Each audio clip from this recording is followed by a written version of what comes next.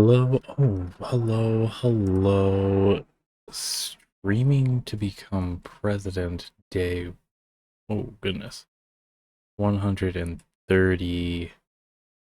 Let me double check. I think we're 132 though, right? We're gonna pretend that we're uploading a video, cancel that so that we can see the number of what episode we posted yesterday. 133? Yeah. Okay. Oh, looks like I got a downvote. That tracks though. Alright. So, exit that. I need to figure out how to get my webcam working, but it's impossible. So, and tell them 132, streaming to become president, day 132, 2028 election is 1,258 days away. That's appropriate, right? Yeah, we're moving away from. Is that right? Would it be 4? No. We moved away from 1, so.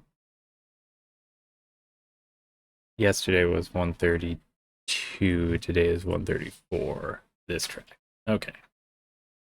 So, streaming to become president day 134. 2028 election is 1,258 days away. Yeah, check right here. Cool.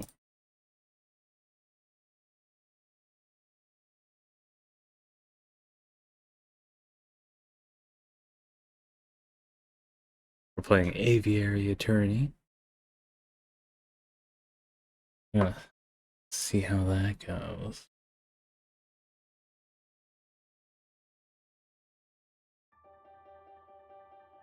Oh, oh, oh. We gotta get it on the big frame now.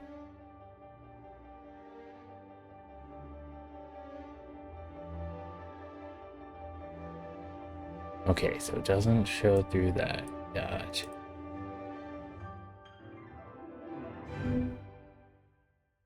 Oh, no way. Are we gonna add in a little bit of flourish here? That's gotta be sickening in some way, right? We have some tea to calm the stomach, the nausea. We have some lemon ginger tea. 20 bunches of oats. I'm gonna check in the background, see how this looks. Because I think we may have found our finish line. Oh my gosh, why? It's been a while since I've played Destiny. I can't even remember what the name of the shader is that allows you to do multicolor RGB light sources. Was it finish line? Okay, that one's gonna actually bug me if I don't ask first. So, what? Destiny 2 RGB shader. Photo finish, that's what it was. That tracks.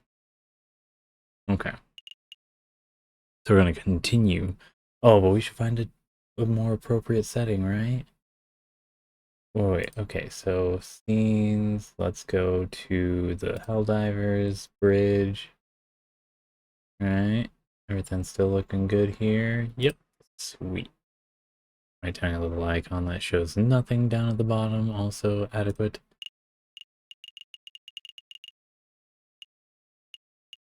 Okay, we're continuing. We're doing that. Oh, but we should play our game of darts first. I'm gonna hit continue, see if we can get some background music. No background music? Okay, so we do have a few days. Let's...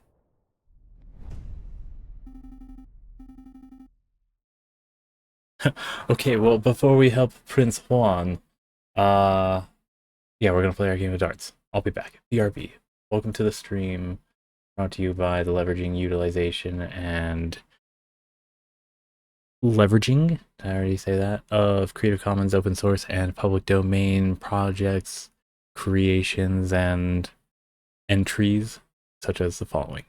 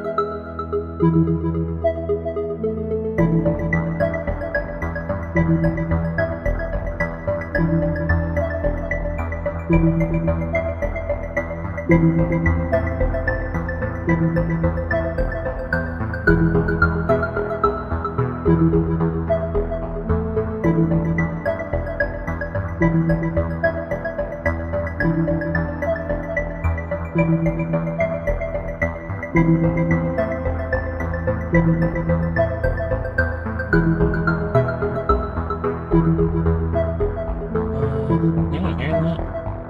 Are fireworks going on? Give me a second.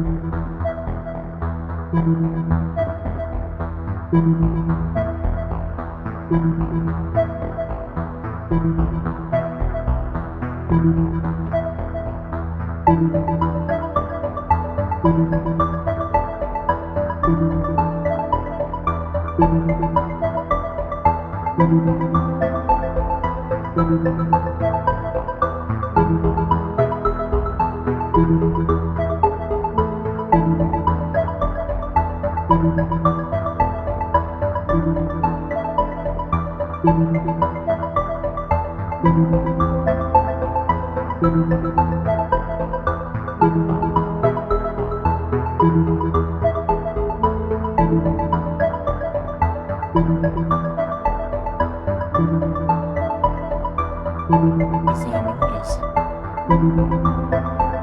It goes rolling for a bit, and then it stops.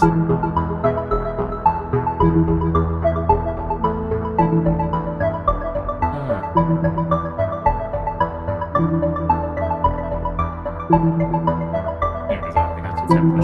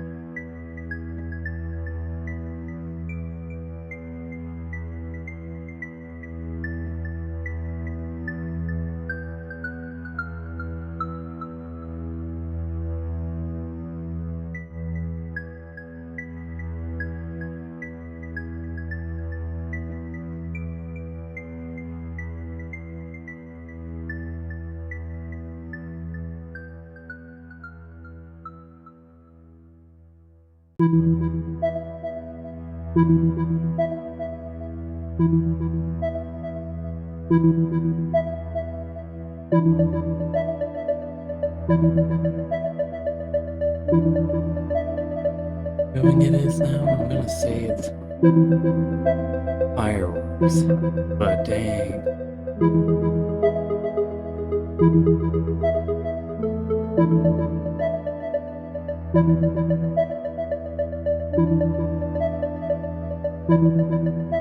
What on earth?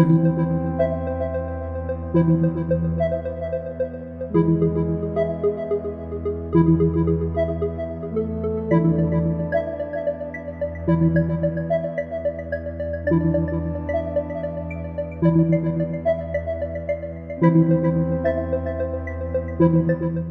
well, whatever it is, I feel it has stopped. Not like my camera not working, that just stopped working. Alright, so blue sky, let's get our... Oh, right, what is our score? I see a 5, an 18, and a 1. So let's see, 19 plus 5 for a 24. Right. And then plus 20 for a 44. Let's say double 15 for a 30. So 44 plus 30 is 74. And that's all I got. I did not do good. Daily, our board, 1,258. Days left. Dash, dash, dot, dot, dot. And dot, dot, dot, dot, dash.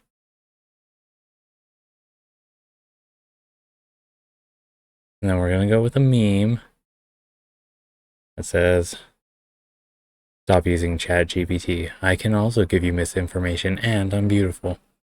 It's like a picture of a cat. Listen to the cat speak to you.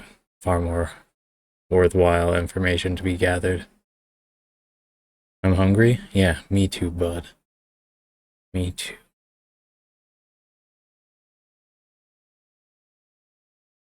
Now for Twitter, currently known as X. We'll see what's going on there.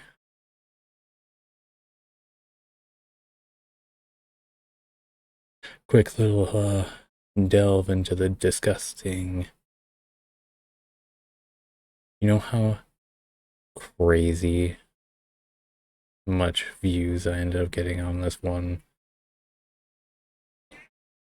My most recent post on TikTok. It's weird having something more than 1,000. All right, our pictures. See, I'm calling out ChatGPT, not Grok, so it shouldn't be auto-censored in a way, right? Did you hear that Elon Musk is trying to get, what is it, another company to adopt Grok?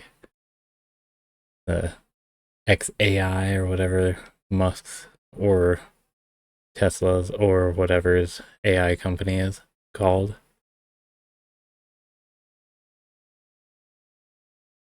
All right. Let's see if truth rejects my truth. And they don't, so we truth it out. Heck yeah. Love to see it. Damn it, I miss it every single time. I need to set a reminder. Might have to... Okay, right. So... Ideally, I'll just be the cool kid that leaves a stream early. Not here, not this one. No. We are now fully posted up, so we're playing the thingy.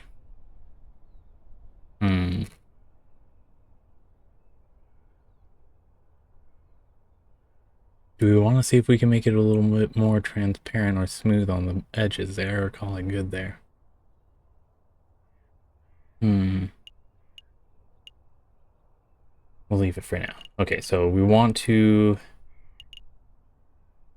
We don't have any better calls on the chocolate bar yet. Oh, we should check out tucked away in a forgotten alleyway lie R&M Associates, a newly established private investigation firm. We could head to the Louvre, the bar. Let's go to the R&M Associates. Associate. Oh, customers. It's Mousy. Hey. Hello.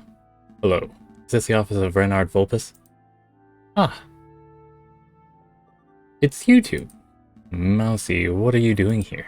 Oh, this is where I work. See? R&M, Renard and Mousy. Monsieur Renard Vulpes and I carry out all sorts of investigations together.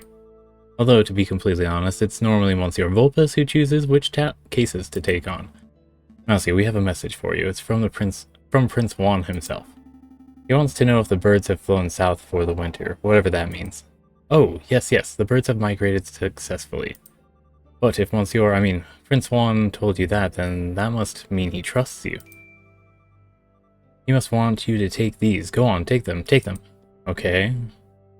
These are used train ticket stubs. It looks like 2 people took a railway trip to Vienna. Who's running away from either the king or the Mr. Howell? What exactly is the point of this, Mousy? Prince Juan said that they would help with the trial. See the names?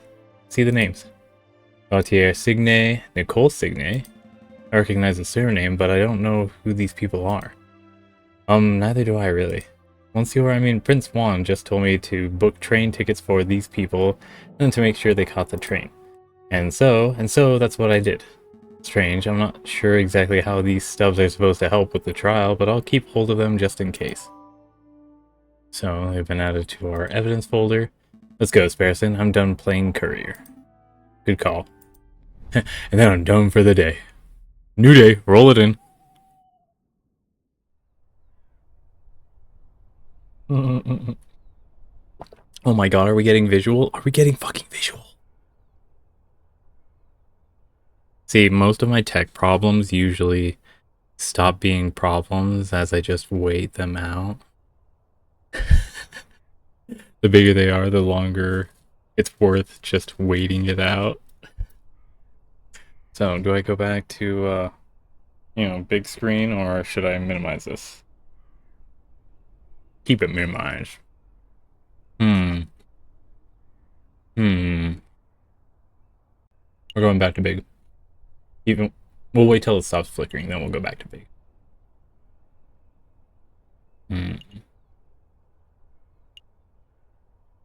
So we got the ticket stubs. Can we go to where was the lady that we met? Cache, the humble hidden library, the halls. Yes, this was where the flower failing was. That's strange. I don't see any sign of the flower girl. You think we scared her off? Maybe you did with your horrendous and inappropriate flirting technique. I was an upstanding gentleman. I'll have you know that I can flirt like a peacock in tail-fanning mode. We really don't have time for this discussion. Let's just continue our investigations elsewhere. Alright. At the Louvre... Can probably... Let's see.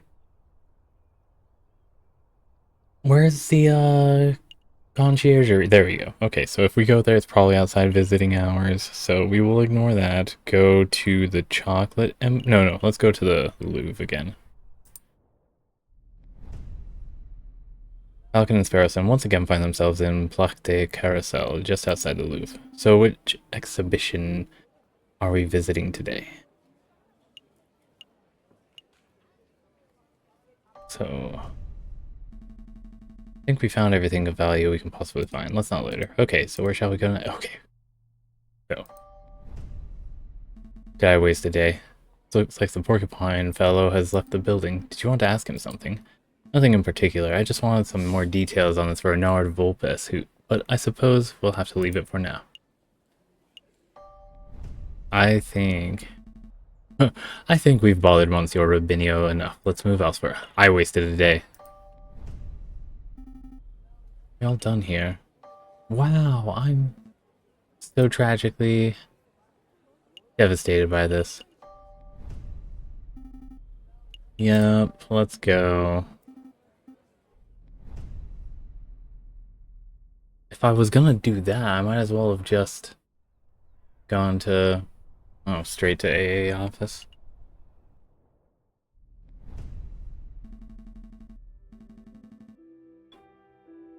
How are you feeling confident about this? I'm feeling pretty confident about this case. The big picture is coming together nicely. I'm somewhat relieved that Prince Juan came clean. His secret was putting the whole case in jeopardy. We've still got one day until the trial. But how to spend it? I suppose we could revisit the Louvre, or maybe we could just play some cards at Le Canard de Joyeux. Something wrong, Sparrows, and you're being unusually silent. Oh, the camera stopped flickering on and on. Oh well. Falcon, we need to talk. What's up? See, I was doing some thinking. Dangerous thing to do, I know. Anyways, I realized that we were missing a crucial piece of evidence. What evidence would that be? Well, we know that Major Howell consumed a piece of chocolate before he died, and we know that he died of poisoning. But we still aren't sure that the chocolate was the cause. That's true. If we keep pushing the chocolate theory, Cocorico will almost certainly bring that up. So I thought to myself, if one were to consume the wrapper itself, then that may provide proof of whether it contains traces of poison. Well, sure, that could work, but it would be incredibly foolish. Wait, were you thinking of eating the wrapper, Sparrowson? Maybe. I'll stop those thoughts right now. I'm not going to let you potentially kill yourself like that. It is a dangerous thinking. This is not just dangerous, or thinking being a dangerous thing to do. This is dangerous thinking being a dangerous thing to do. I knew you would say that. That's why I already consumed the wrapper. 45 minutes ago. Oh my gosh. Sparrow's in. Sparrow's in. Oh shit.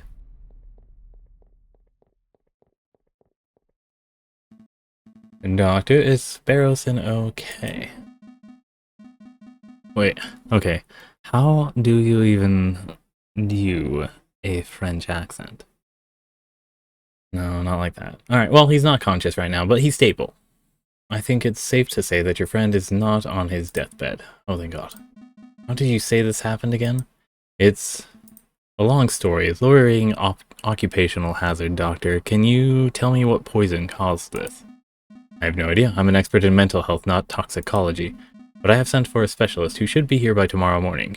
He will make a full assessment. That's good to hear. Thanks, Doctor. Take good care of him. Wait a moment. There is a matter of the bill. We'll have to discuss it later. I have an important case to prepare for, and I'm one partner down. I see. Well, rest assured that your friend is in good hands. Wait, how much is the bill? This is terrible. What the hell was Sparrowson thinking? I can't win a case like this. I finally found you. Did someone say something? Running around like a headless chicken. You're one tricky lawyer to find. Is it Mousy? I told you to drop the investigation, but you wouldn't listen. Just wouldn't listen. Who is speaking? I can't see you, Monsieur. Step forward. Alright, I'll step forward. But it will be the last thing you'll ever see. Oh. But it will be the last... Oh, are we getting dunked in the water? Au revoir, JJ Falcon. Huh? What just happened? Where am I? Am I dead? No, that can't be right. This is nighttime. I'm just sleeping. If I focus and count to 3, I should be able to wake up. 1, 2... Oh? Did it work? Ah, Dame Catcherline. I can't believe how easy you were a fool. Word to fool. I put on a cutesy voice, acted all innocent, and you ate the whole thing up. I made no mistakes. I just presented the evidence, and the gaffes let you loose. I made no mistakes. I did my duty as a lawyer. Your duty put an innocent man on death row, Monsieur Falcon. I hope you're proud of that. It wasn't my fault. Okay, I could have done with a better characterization. Hey, where are you going? Out of my way, Severin. I'm not done talking to Dame Catterline. It wasn't my fault. Is that the excuse you make after all of your failures? I'm not making excuses. Failure after failure after failure. No desire to improve yourself. You're a joke of a lawyer, JJ. Don't call me JJ. That's all you have to say? How pathetic. You don't even deserve to stand in your grandfather's shadow. Oh, lineage. My grandfather. I'll prove you wrong. I can do better. Oh, it's you, Sparrowson. Have you come to berate me too? What? No. I'm just here to tell you to wake up. Wake up, Monsieur. Wake up. Hey, can you hear me? I said wake up. Now, I don't think it's Sparrow Sin. But the court case is today. Oh goodness. This newly built bridge boasts a magnificent view of the Louvre and offers quick passage across the Seine. I see no bridge there. Come on, Monsieur, wake up. I said wake up, you're starting to worry me. Oh, thank goodness. I wasn't sure whether I would have to find a doctor or a mortician. My head. Where am I? The Pont des Arts. You know, by the Louvre in Paris, France, Paris, France. I just fished you out of the Seine, nearly broke my rod doing it. Wait, I know you. You're that disrespectful lawyer guy, Giro Falcon or something? Giro, who dreams of fishing? What time is it? Actually, what day is it? You hit your head pretty hard, huh? It's the 21st of January and around 9 o'clock in the morning by my reckoning. 21st. 9 o'clock. Oh no, the trial. I should have been at the Cour d'Assises 10 minutes ago. Oh, you're running late. But take it easy, Monsieur. I'm sure they'll be understanding. Maybe if I sprint it. In your condition, that would be stupid. Take a seat, clear your head. I'll go get some dry clothes. No time. Wait, Monsieur, at least take this before you go.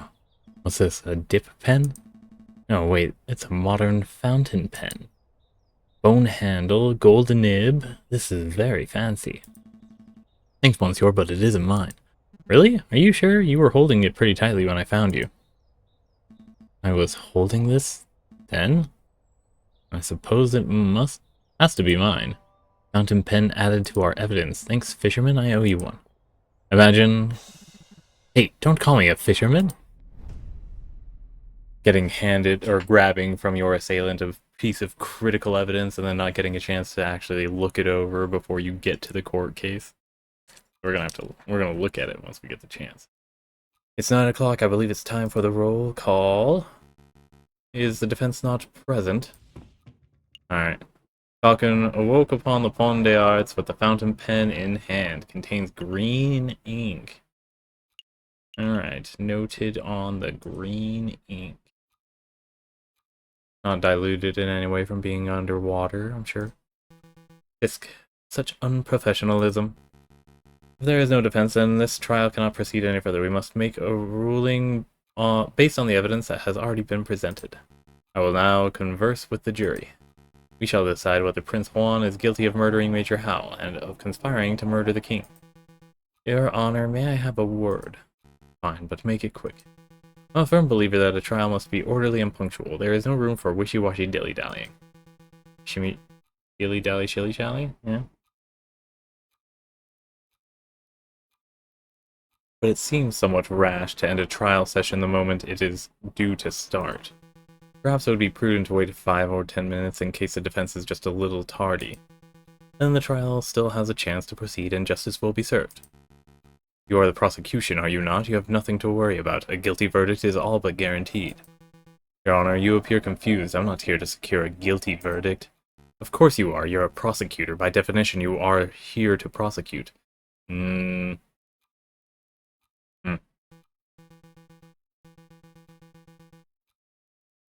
my job description is to prosecute, but I am here in this courtroom to ensure that justice is served. An unfair and unbalanced trial is not in the spirit of justice. That's very noble of you, but in the defense, if the defense is absent, then there is little that can be done. I'll hear no more about this matter. I will now talk with the jury. Look at it. Look at him. He's here. The defense is present. Your Honor. Judge Romulus. You're too late, Falcon. Mon Dieu, JJ, you look like a total mess. Did you take a morning swim in the Seine or something? Something. I like that. Your Honor, we're all present. We are only 3 minutes over schedule. Let's not needlessly dirty the pure name of justice. Rules are rules, Prosecutor. Falcon clearly has no respect for legal procedure. Frankly, for turning up while looking like a drowned rat, I ought to hold him in contempt of court. Yes, because purity politics goes all the way even to the aesthetic and the physical. Love it. Your Honor. But Your Honor. Rules are rules. One word out of either of you, and I shall have you both disbarred. It's a pity. The King of France was most looking forward to standing behind the witness podium. The King of France? He's here. Oh, are we not doing the trial after all? That's a pity. Your Majesty, what a surprise. Well, you see... You know, it's my 7th time testifying against a would-be assassin. But it's the first time seeing a trial where the case has ended before it even began. Well, the defense, he was late, and, we had a court session earlier in the week. Oh, pish posh. France did... and pish posh more, English. Anyways, France didn't become a great and dignified kingdom through rigorous punctuality, just massive and extreme forms of exploitation. We love it. Let's go ahead with this trial. It'll be fun. Look, I'll say the oath to get us started. I swear to speak without hatred and without fear, to tell the whole truth and nothing but the truth. Did I get it right? That was perfect, Your Majesty. JJ, I trust you have no objections with the king testifying? No objections here. Going ahead with the trial is fine with me. And surely you wouldn't stand in the way of the king, would you, Your Honor? Just a bird, right? I mean, yeah, fine. Proceed with this cursed trial. Excellent. Now, Your Majesty, could you tell us your activities on the day of the murder? My activities? Well, I started my day with tea and toast, as I normally do, as a French king. I was dressed in my PJs at the time. I think you can skip ahead a little, perhaps to your arrival at the Louvre. Ah, right, of course. Well, my entourage and I entered through the Louvre's south entrance around 9 o'clock.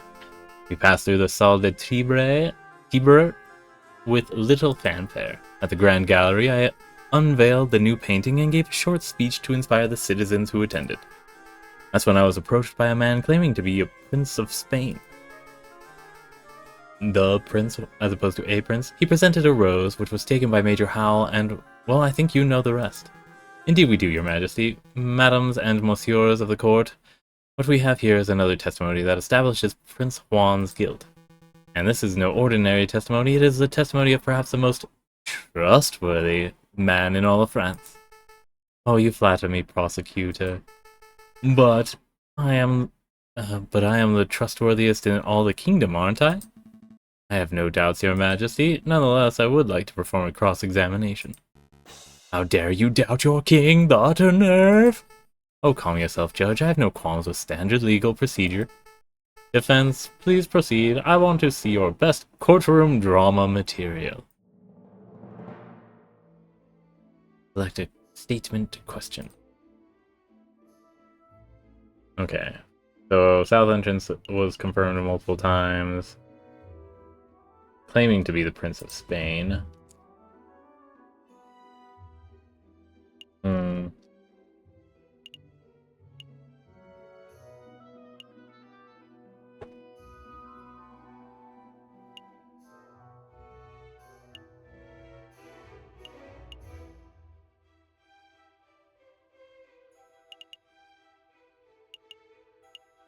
You know. Oh, right, the poison, right.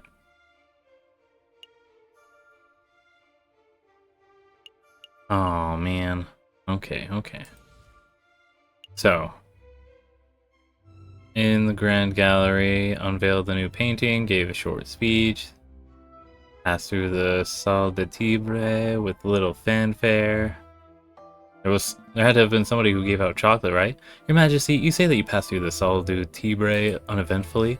Indeed, we stopped briefly to look at the paintings and then moved on to the Grand Gallery.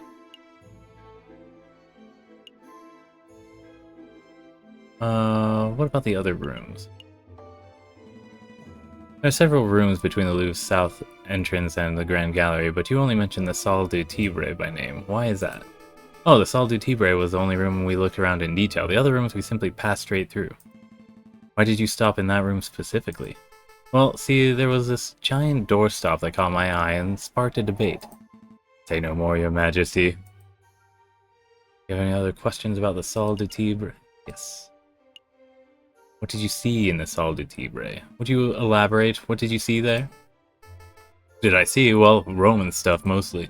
I meant aside from the Roman artifacts. For example, did you talk to someone in the room who wasn't a member of your entourage? You're reaching, JJ. The king already testified that he passed through without encountering anything of interest. I want the king to elaborate. I have reason to believe that this was a key moment on the day of the murder. I want the king to elaborate on exactly what and who he saw. Then I suppose that you will have to proceed, your majesty. Alright, let me think. So there was that giant doorstop, and there was that copper urn thing. Oh, and there was something else, now that you ask. I was offered a box of chocolates by some peasant mademoiselle. I don't have much of a sweet tooth, but Major Howell was keen to accept a chocolate or two on my behalf. What? Did I say something startling, prosecutor? No. Please continue, your majesty. I think the prosecution is startled because he just came to the realization that I was not spouting drivel in the previous trial session. Well, that's debatable. Cut a long story short, your majesty, this mademoiselle may hold some relevance to the case at hand. Could you describe her? Really, she's relevant? Well, let me think. I didn't get a good look at her face, but she was a sorry-looking swan, probably in her late teens or early 20s. A young, sorry-looking swan, you say? I don't suppose her name was Mademoiselle Signe. Signe. That sounds familiar. Why, yes, I think that was it. She was called Mademoiselle Signe. I see, that is undoubtedly significant. Mademoiselle Signe gave chocolates to Major Howell minutes before he died. Now, just 1 minute, I see what you are alluding to, JJ. You're suggesting that the gifted chocolates killed the Major. The line of reasoning holds no weight because the evidence is circumstantial. Circumstantial might tell failures. The king just testified that Major Howell ate chocolates. Yes, that much is no longer in dispute, but you still have not proved that the chocolates were poisoned. Without that, we must assume that the swan was merely offering a gift rather than speculating that she is a murderer. Yes, yes. Shame on you, defense, implicating a poor innocent girl like that. Absolutely disgusting. Why I ought to end this trial? Hold on, I do have evidence that the chocolate was in fact poisoned. So I feel like I'm fucking up here. I should be protecting Signe, but throwing her name around a lot, including 2 other people's names around as well, because I don't know if she was one of the ones that got on the train and left. But I do believe that the Fox was running interference, and this was just supposed to be an elaborate, maybe possibly even a fake execution to hide the accidental attempted killing on the king. So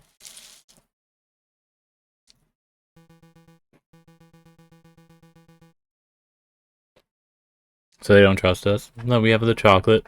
Or evidence that the chocolate was poisoned. I don't believe you, JJ. If you had a piece of evidence that significant, you would have slammed it down already. Present it. Well, I can't. It's not really the evidence folder type of evidence. Why am I not surprised? The drama was just getting good. Why did you all suddenly go quiet? Well, your majesty, it appears that the defense just had a realization of his own. That is, that he lacks the evidence to support his theory.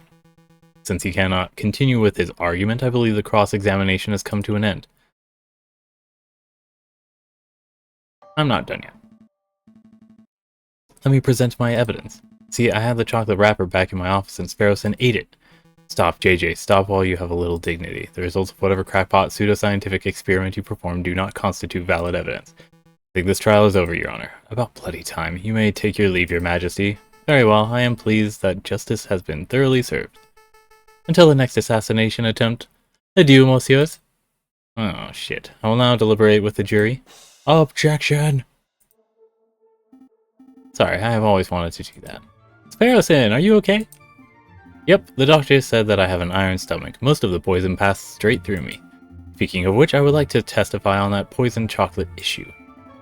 I got a doctor's note, see? It's too late, the trial is over. You can't be serious, Your Honor. The contents of that note could turn this entire trial on its head. You must allow it. Why are you constantly arguing with me? I thought the job of a public prosecutor was to assist the judges. I told you, Your Honor, my job is to get a guilty verdict. It is to ensure that justice is served. I swear, you are the worst prosecutor in all of France. Go ahead, Sparrowson, read the contents of the note for the court to hear. Ahem. This patient, Sparrowson, was submitted to Salpêtrière Hospital, where he displayed a variety of symptoms. These included profuse sweating, a rapid fever, and severe nausea. The patient was diagnosed with poisoning, probably originating from the plant known as aconite, aka monk's hood, aka wolf's bane. When we questioned the patient, he admitted to having consumed a discarded chocolate wrapper potentially carrying the poison. Examining the contents of the patient's stomach confirmed this to be true. As a mental health professional, I believe this patient to be clinically... we can skip that bit. Yada yada yada. Okay, here we go. Signed, Dr. Ballret. Thank you, Sparrowson. I don't think I'll even need to question you. Between your note and the king's testimony, every angle of the chocolate wrapper business has been covered. Awesome. Wait, did you say the king is here? You can get his autograph later. Right. So, what happens now? Do I get cross-examined by the prosecution or something? To be honest, I see little to cross-examine. Do your damn job, prosecutor. Cross-examine that little annoying liar of a bird. Tear his testimony to shreds. Your Honor, he has a note signed by a medical professional definitively proving that the chocolate wrapper from the crime scene was poisoned. We could nitpick the details or delve into the doctor's credentials, but I fear it would be a waste of the court's time. Nobody wants that. So then, what the hell do we do now? We do nothing, Your Honor. This poisoned wrapper has introduced an element of doubt into the case. The prosecution must accept it. But is the level of doubt reasonable? Is it significant? I think the members of the jury will agree JJ's evidence is still tenuous. Tenuous. A step above circumstantial. You have proven a link, not wholly illogical link. A not wholly illogical link, but you haven't proven beyond doubt that Major Hal was killed by the chocolate. You are still making far too many assumptions. Where is the empiricism that is required by any good court of law? Where are the witnesses who can back up your claims? Oh, I brought along a witness. Maybe she can help. Oh my gosh, Sparrowson, what the heck are you doing? Oh my gosh. Okay, hello? Is she going to die? You.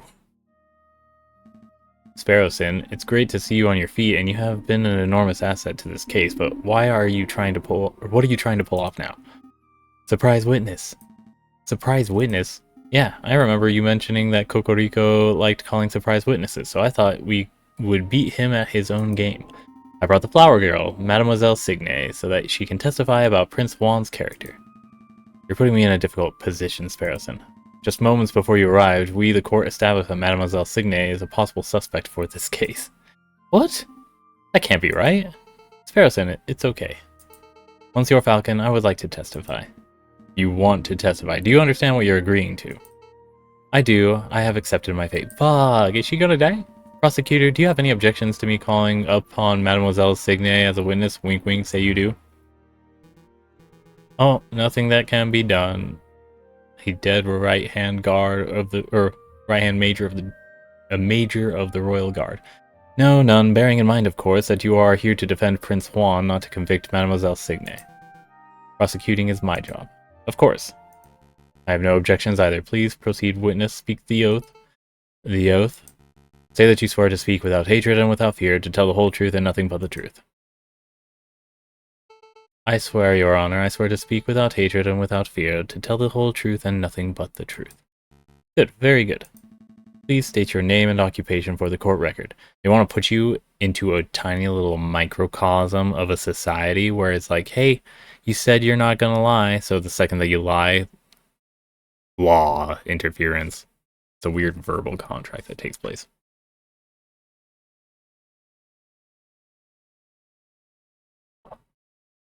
Do you agree to be diagnosed? Alright, please state your name and occupation for the court record. My name is Catherine Marie Signe, and I am a flower seller. Mademoiselle Signe, tell the courtroom of your activities on the morning of the 7th of January. Very well. I saw the king and his entourage enter the Louvre around 9 o'clock. I followed. When they came to a stop in the Salle des Tibre, I stepped forward and offered the king a chocolate. He refused, but a guard, a big dog by the name of Major Hal, was happy to oblige. The guard died because I personally had previously added poison to the chocolates. Oh, that can't be right. I used poison derived from monkshood, a notoriously dangerous plant, as a flower seller. It was simple to acquire. Why did you do it, mademoiselle? Why? Monsieur, people have tried to kill the king before, and people will try again. He is a vile man who has no respect or love for the people who suffer under him. I did it to better the French people. I don't believe that at all. The king is a wonderful person. I was just gonna ask for his autograph. I don't get out autographs from war criminals. Falcon, say something. Mademoiselle, are you being coerced or threatened? Speak freely. No, monsieur, I'm confessing out of my own volition. It is my fault, my guilt, and nobody else's. So why Vulpus running interference for you? Intriguing, pretty convincing. You gained a little favor with the jury for... Well, defense, it looks like you wormed a confession out of this murderous pute. Oh. I suppose this gets your client, Prince Juan, completely off the hook. Lucky you. So, shall we wrap this court session up?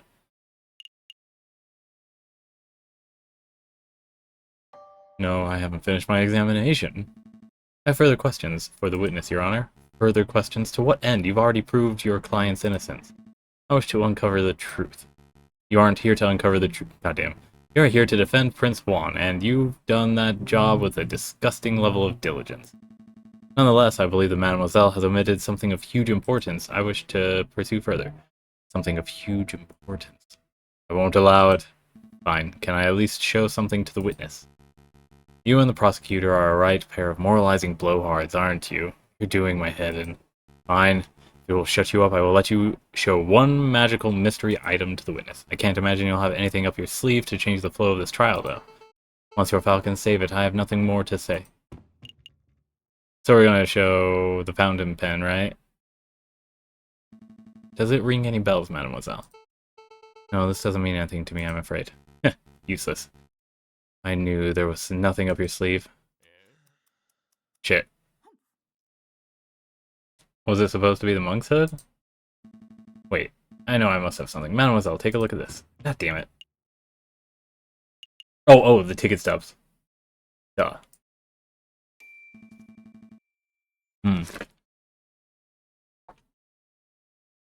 Please take a look at these, mademoiselle. Train ticket stubs. Look at the names. Papa and Maman?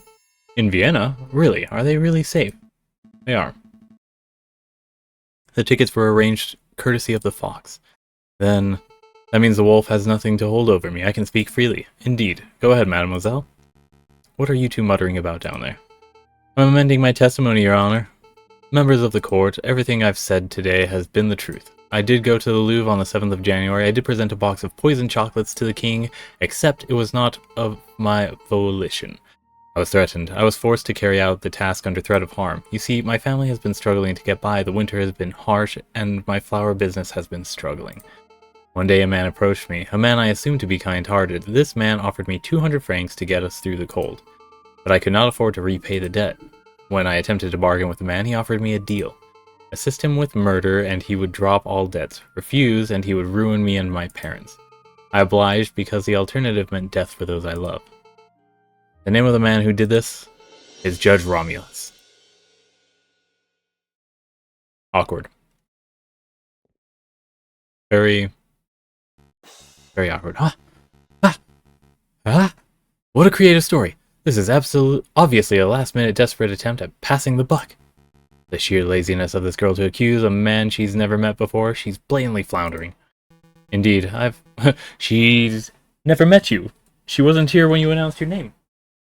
And still knew your name. Without anybody saying it. Up until now. I was throwing away something in the trash. Indeed, I've heard dozens of these self-pitying yarns during my time as a prosecutor, although, admittedly, this is the first time I've seen a witness directly accuse a judge. Quite a brazen gambit. But in any case, those sorts of stories never turn out to be true. There are always proven to be fabrications born of desperation. I've never been more honest, monsieur. Listen, Mademoiselle Signe, I would like to believe your story, but accusing a man, a judge no less, of conspiring to murder the king is a hugely serious accusation. Do you have any proof to support your story? Proof? You say the judge lent you money, then you both must have signed a contract when you made the transaction. That contract would suffice as proof. The contracts were all verbal. He said the money was a gift at first, and only later said I had to repay him, of course. How convenient. Of course this supposed contract doesn't exist. The Mademoiselle has no proof because her story is a blatant lie. Falcon, you have to do something. Do we have anything to link Judge Romulus to Mademoiselle Signe? A link. Of course. Members of the court, I know for certain that Mademoiselle's story is true. I can say with certainty that Judge Romulus has made contact with Mademoiselle Signe in the past. I know this because at this very moment I am holding a key piece of evidence that links Judge Romulus directly to the crime scene. Do we?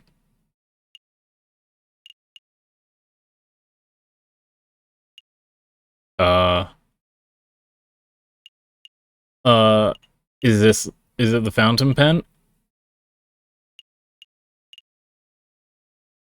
Yeah, a fancy fountain pen. I know this pen belongs to Judge Romulus, that much is obvious. But if I were to present it right now, it wouldn't prove anything. I have to find a link between the judge to the crime scene. What are you waiting for, defense? Show us the supposed evidence of my meddling. Ah, God damn it. I don't have evidence of that, though. Unless it's the torn page from the book. Why was he allowed to have it?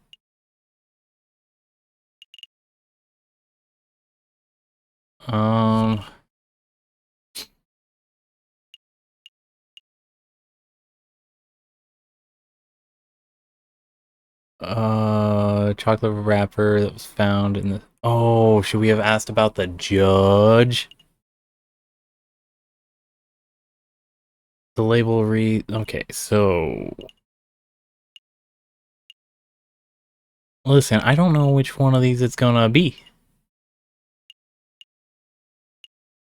Daisy, the rose. Major Hal took a rose from Prince Juan. The thorns of the rose were supposedly coated in poison. I'm gonna go with the chocolate wrapper or the poisoned rose. The R&M business card. The crime scene. The crime scene. Okay, so the poisoned rose. Everyone, take a look at this. This item ties the judge directly to the scene of the crime. I don't... You're going to have to elaborate, JJ. How exactly does that do it? Oh, Yeah, I don't... This trials of hearts. Guilty for sure. You lost a little favor with the jury. I know I have something. Something that proves Romulus had a hand in the crime. I just... don't know what it is, then.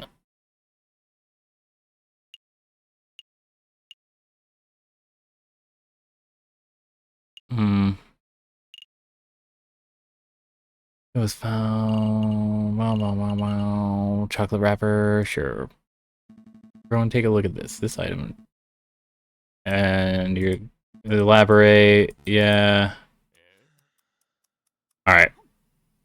I'm going to be getting this guy guilty. Enough, you're overstepping your bounds as a defense attorney, Falcon. Okay, what was the answer? Oh boy. You're clearly proven that your client is innocent by tracking down the real murderer. Your job is done, but Your Honor... I'm afraid the judge is in the right here, JJ. It's obvious that you want to exonerate this mademoiselle, and that's admirable, but it's also obvious that you don't have the evidence to support your claims right here and now. Let this go. The mademoiselle can defend herself in her own trial. So we're in agreeance, prosecutor. We're ready to wrap this up? We are. I have no further questions for the defense or for Mademoiselle Signe. Then I shall now converse with the jury to decide Prince Juan's verdict, although I suspect this won't take long. Don't worry, Mademoiselle. We'll get you out of this. Won't we, Falcon? Man, I'm just fucking up here. Harrison, you are clearly a caring individual, but this outcome is for the best. How? How the hell is this for the best? My parents are safe, that's all I wanted. Your parents, but what about you?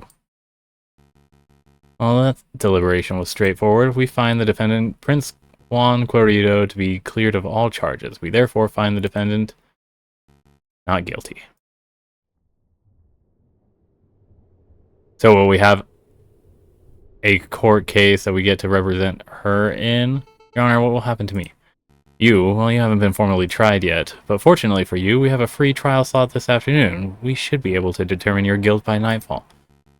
You may even see the blade of the guillotine by tomorrow. How lucky. I see.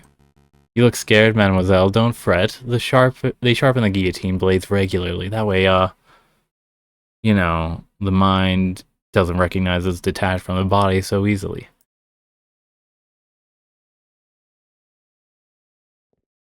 Just a little bit of gallows humor. Oh, goddamn. Okay, nobody here likes gallows humor? Whatever. Court is adjourned. I think this is goodbye. Thank you, Monsieur Falcon, Monsieur Sparrowson. You did your best. It can't end like this. This isn't how I wanted things to go, Senor Falcon. No, me neither. We mustn't blame ourselves. You made an admirable effort to save everyone. What good is effort if if these are the results I produce? Tell me, Senor Falcon, do you know why I hired you as my defense lawyer? I really don't. I hired you because I thought you were a lawyer with a philosophy, an ideal. And I stand by that. You are a man with a strong ideal. It's just unrefined, like an unpolished gemstone. I'm sure that given enough time, your ideal will become refined, and you will come to live up to your reputable family name. The Falcon name is reputable? I didn't know that. He's not talking about... Never mind. In any case, here's your payment. I don't deserve this.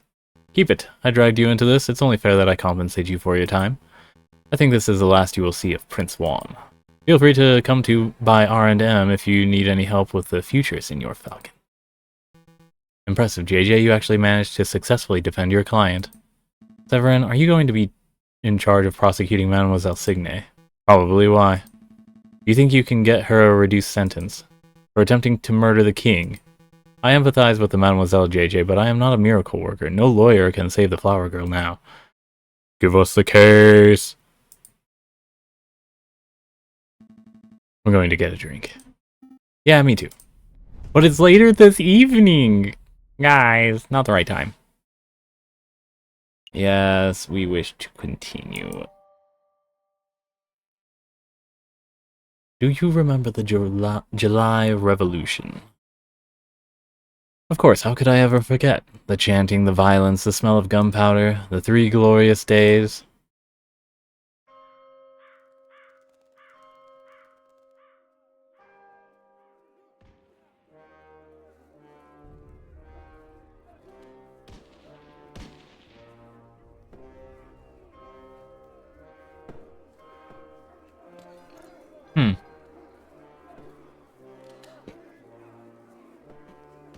Who is that?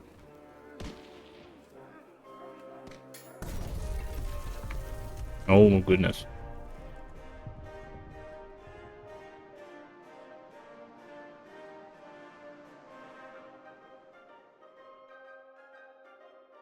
The Sleeping City. I can't believe he's skipping work again. I swear, if I find that moping bird brain at Le Canard Joyeux. Ah, finally, good morning, Falcon.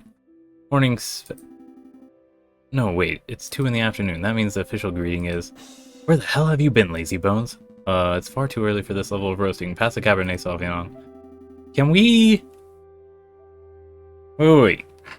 So could we have... Is this past the moment? We've got important business to discuss, and I can't do that if you're half drunk. Juan, do you give me a break? I haven't had a good night's sleep since the trial. Something on your... Oh, okay, so it's multiple days. God damn it.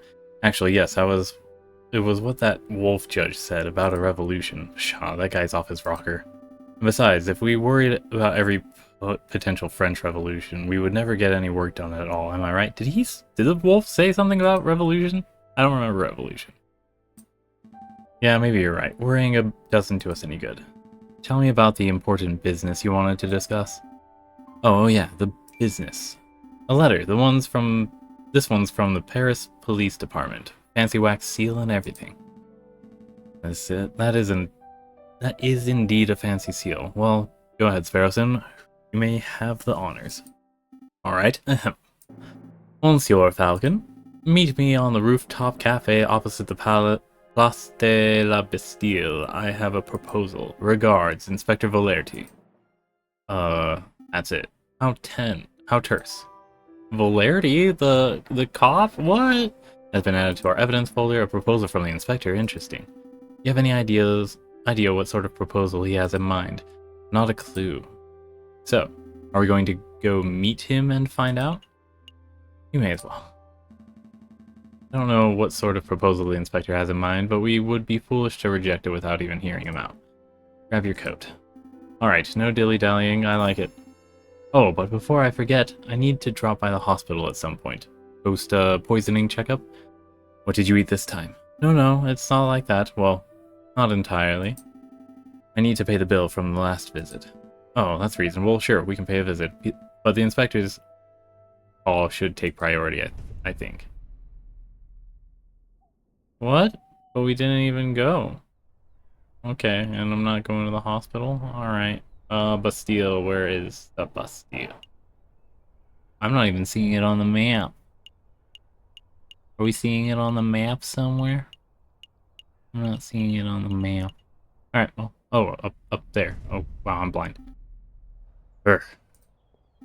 It's far too cold to be meeting on a rooftop cafe. Why couldn't the inspector have chosen a comfier location? Who knows, maybe the inspector likes the view because it reminds him of his days guarding the old Bastille under the ancient Ancien regime. Wait, you think the inspector worked here during the Ancien regime? Ancien? Is that like ancient? Am I ancient? Do you think that's how he got his war wounds? It was a joke, Sparrows, and I'm pretty sure the inspector isn't that old. Well. Severin, what are you doing here? Settle down, JJ. Just like you, I was invited here by the inspector. Are we gonna take down a judge? What would he want with all three of us? It's hardly unusual for the lawyers and police of France to collaborate. The inspector probably has a big investigative role that requires all hands on deck. A big investigative role? Sounds juicy. Oh, by the by, did you hear what happened to Judge Romulus? No, what? Turns out that he acquired his position as judge through illegal means, so a warrant has been put out for his arrest. He's a wanted... He acquired his position through illegal means? What does that even mean? I'm a little hazy on the details. Something about pushing another judge into the Seine. I can believe that. Anyway, I'm sure he'll be caught before long. Nobody manages to escape the long arm of the law forever. Speaking of which... Wait. Oh, and get it? Because he's got long arms? But the judge clearly... So the Ignace is dead, right? And the judge is presumed innocent, and there's no editorial corrections, as blunt as that may be, put out on her case. That sucks. Alright, give me a second. Blow my nose.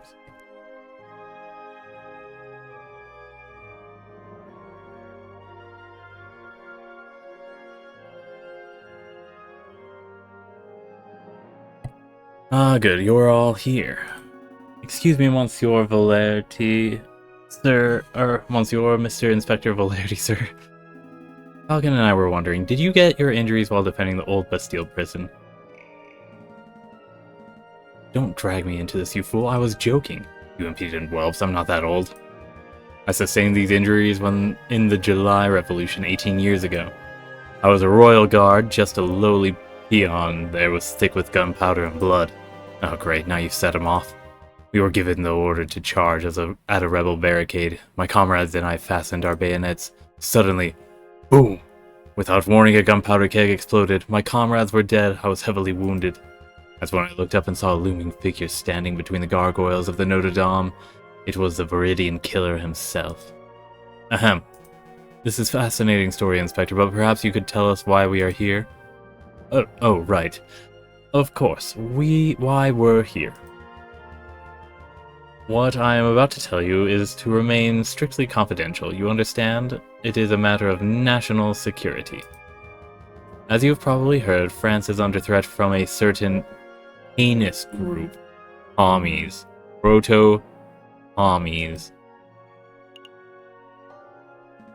Revolutionaries. Indeed, rebels. Revolutionaries and rebels aren't necessarily the same thing. You can have reactionary rebels.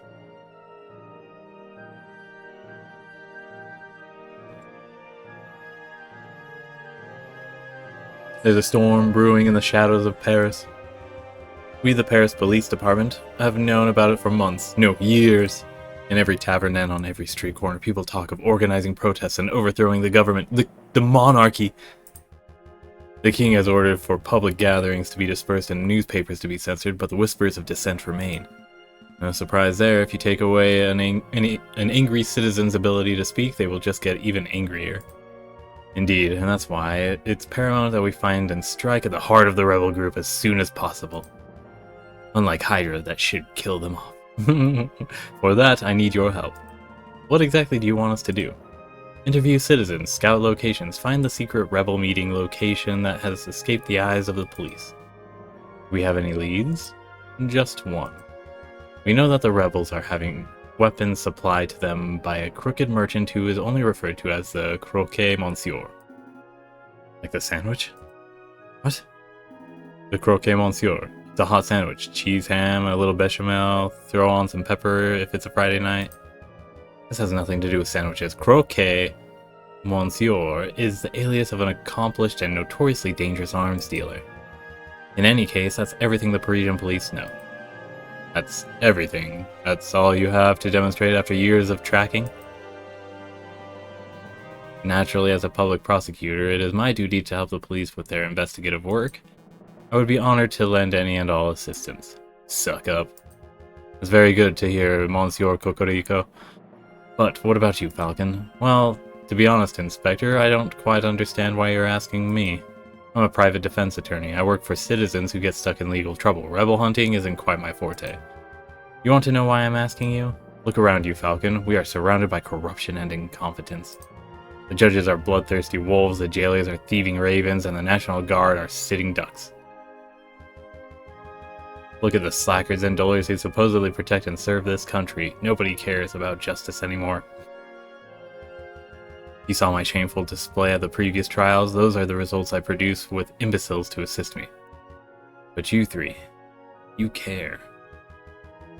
I like the light in your eyes. Please let me take advantage of it. There's only dead eyes around everything I see.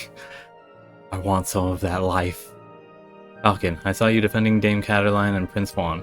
I heard your escapades around the city, frantically collecting evidence and interviewing witnesses. Frankly, you did more investigative work over the last month than I've seen any policeman do in a year. Goddamn. I would be able to do a lot of that in like a day. Including a courier mission and then going off to do something else. Not including myself, of course. But Dame Caroline, it doesn't matter. You have passion and conviction, and you aren't a total bird brain. By my book, that makes you a fantastic investigator, even if that is not in your job description. So what do you say? Do you want to sit around your office twiddling your thumbs until another pointless job offer falls into your lap? Pointless job offer? They have been so critical up until now. Or do you want to take this opportunity to do something great and help us track down the animals who wish to harm our glorious monarch nation? Sorry, I forget. Monarchy is a little bit too close to being an outdated terminology, so we should stick with calling it something for the people. Nation. Okay, I would be honored to help my country. Thanks, but no thanks. I don't think so. Sorry, Inspector. Come now, Falcon. Let's not make hasty decisions. What would it take for me to change your mind? Nothing would convince me of hunting down revolutionaries. If anything, it would be more of just trying to specifically draw them out by making a more comforting world where they don't have to do the things that they think that they have to do. Yeah.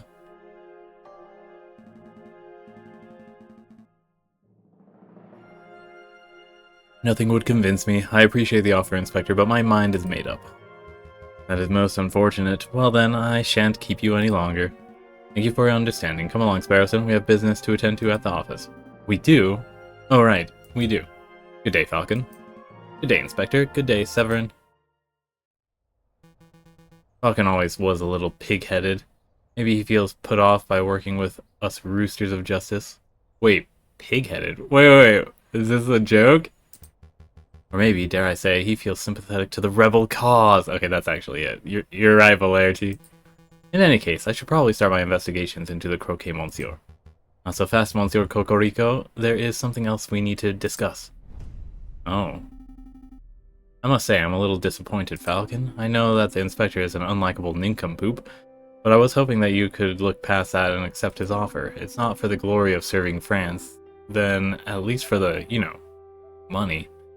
Well, we got 90 francs. Maybe that'll be enough for your hospital bill? I think you misunderstand, Sparrows, and we aren't going to be sitting here twiddling our thumbs. But we don't have a case. No, but we have plenty of work to do. We must find the so-called croquet monsieur and track down the rebels. Huh? You were rejecting the inspector's offer, but you're going to do the work anyway? I'm confused. Knowledge is power, Sparrowson. Let's say that we manage to learn exactly where the rebels are meeting. What can we do with that information? One option would be to offer our services to the rebel group. Then when they are inevitably arrested, we get to defend them in court. Another option would be to blackmail the rebels directly, extort them for money in exchange for not giving out their address. Okay, so I am become the villain. I don't like this discussion. Aren't we supposed to be the good guys?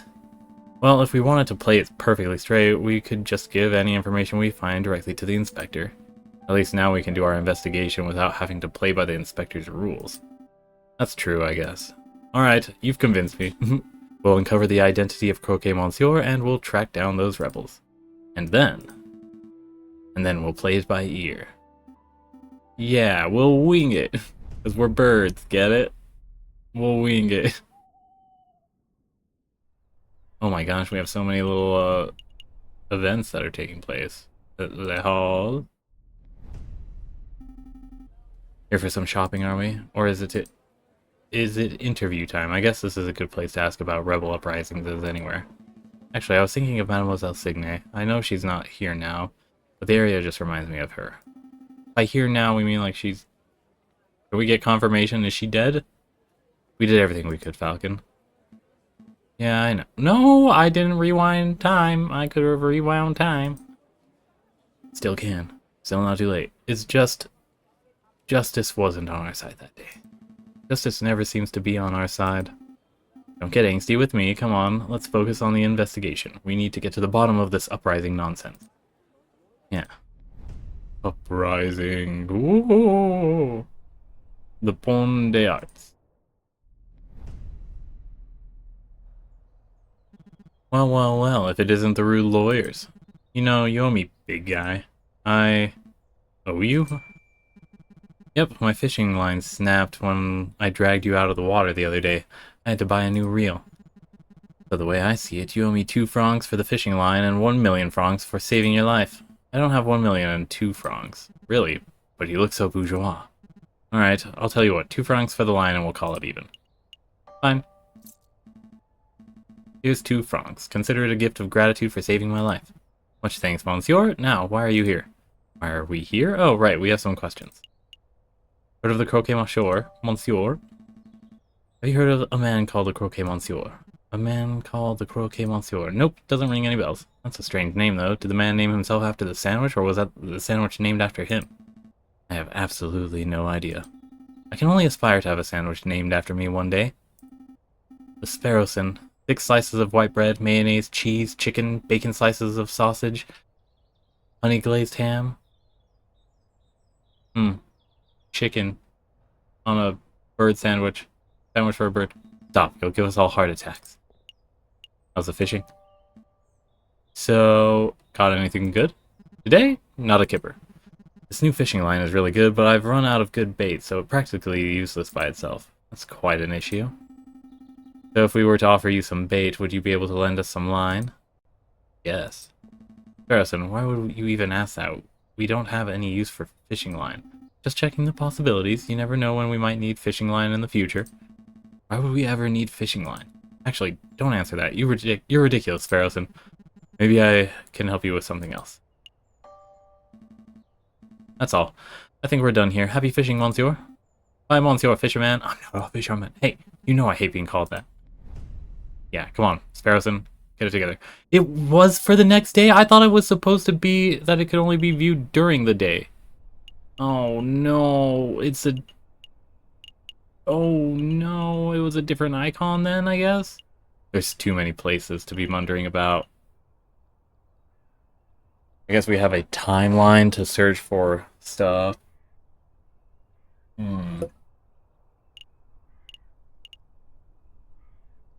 Okay, so let's head... Oh, we need to go to the hospital, find out how much we need to pay for his medical stuff. There he is, Sparrowson. Go ahead, say what you need to say. Excuse me, Dr. Fallret. I just wanted to thank you for, you know, giving me an antidote and, making me well and stuff. It's no trouble at all. Sparrowson, wasn't it? Of course, there is the small matter of the debt. Right. Let's see. 1 hospital bed, oh no, 1 dose of specialized antidote, expert medical care from the attending physician, which should be the standard of medical care, right? An expert, if you're being paid for it. The total comes to 500 francs. Falcon, can I get an advance on this monthly pay and next month and maybe the months after? Calm down, Sparrowson. I'm sure the doctor is a reasonable man. He will surely allow you to pay in installments. Of course, of course. Thank goodness. With my current wages, I should be able to fully pay off the debt by the 20th century. Hey, your pay isn't that bad. Now, there's no need to be for quibbling. I have a suggestion. You monsieurs are lawyers, yes? If you do some pro bono work for me, I may be able to knock the bill down a little. Maybe to, say, 100 francs? Oh, that sounds much more manageable. What kind of legal work do you have in mind? Debt collection. God damn it. Sounds time-consuming. No. Sorry, doctor, but we don't have time to be playing hired muscle shenanigans. We're actually in the middle of a very important investigation. Falcon, please! I don't want to spend my whole life paying the price for eating a bad chocolate wrapper. Let's hear the good doctor out. Alright. There's a man I treated for a small injury a couple years ago. He's been evading my attempts at collecting on his bill ever since. I wouldn't normally pursue medical bills so aggressively, but I know that the man is a successful inventor. He can easily afford to front the bill. I would greatly appreciate it if you would pay him a visit and strong-arm him into loosening his purse strings. He just confessed. We can leave, and he won't worry about it. Since we, clearly, aren't good for it. That's how you should treat your doctors. If they start charging you an arm and leg, just recognize it's just like, sorry, you played your hand too early, I'm out. Cough. Alright. I would greatly appreciate it if you would pay him a visit and strong-arm him into loosening his purse strings. Well, I'm not making any promises, but maybe we can swing by the inventor's house if we have a free minute. Thanks, Falcon. And thank you, Doctor. We will dedicate every waking moment to collecting this debt. Wait, I didn't agree to that. Every waking moment. I mean, we don't have anything that we're working on, right?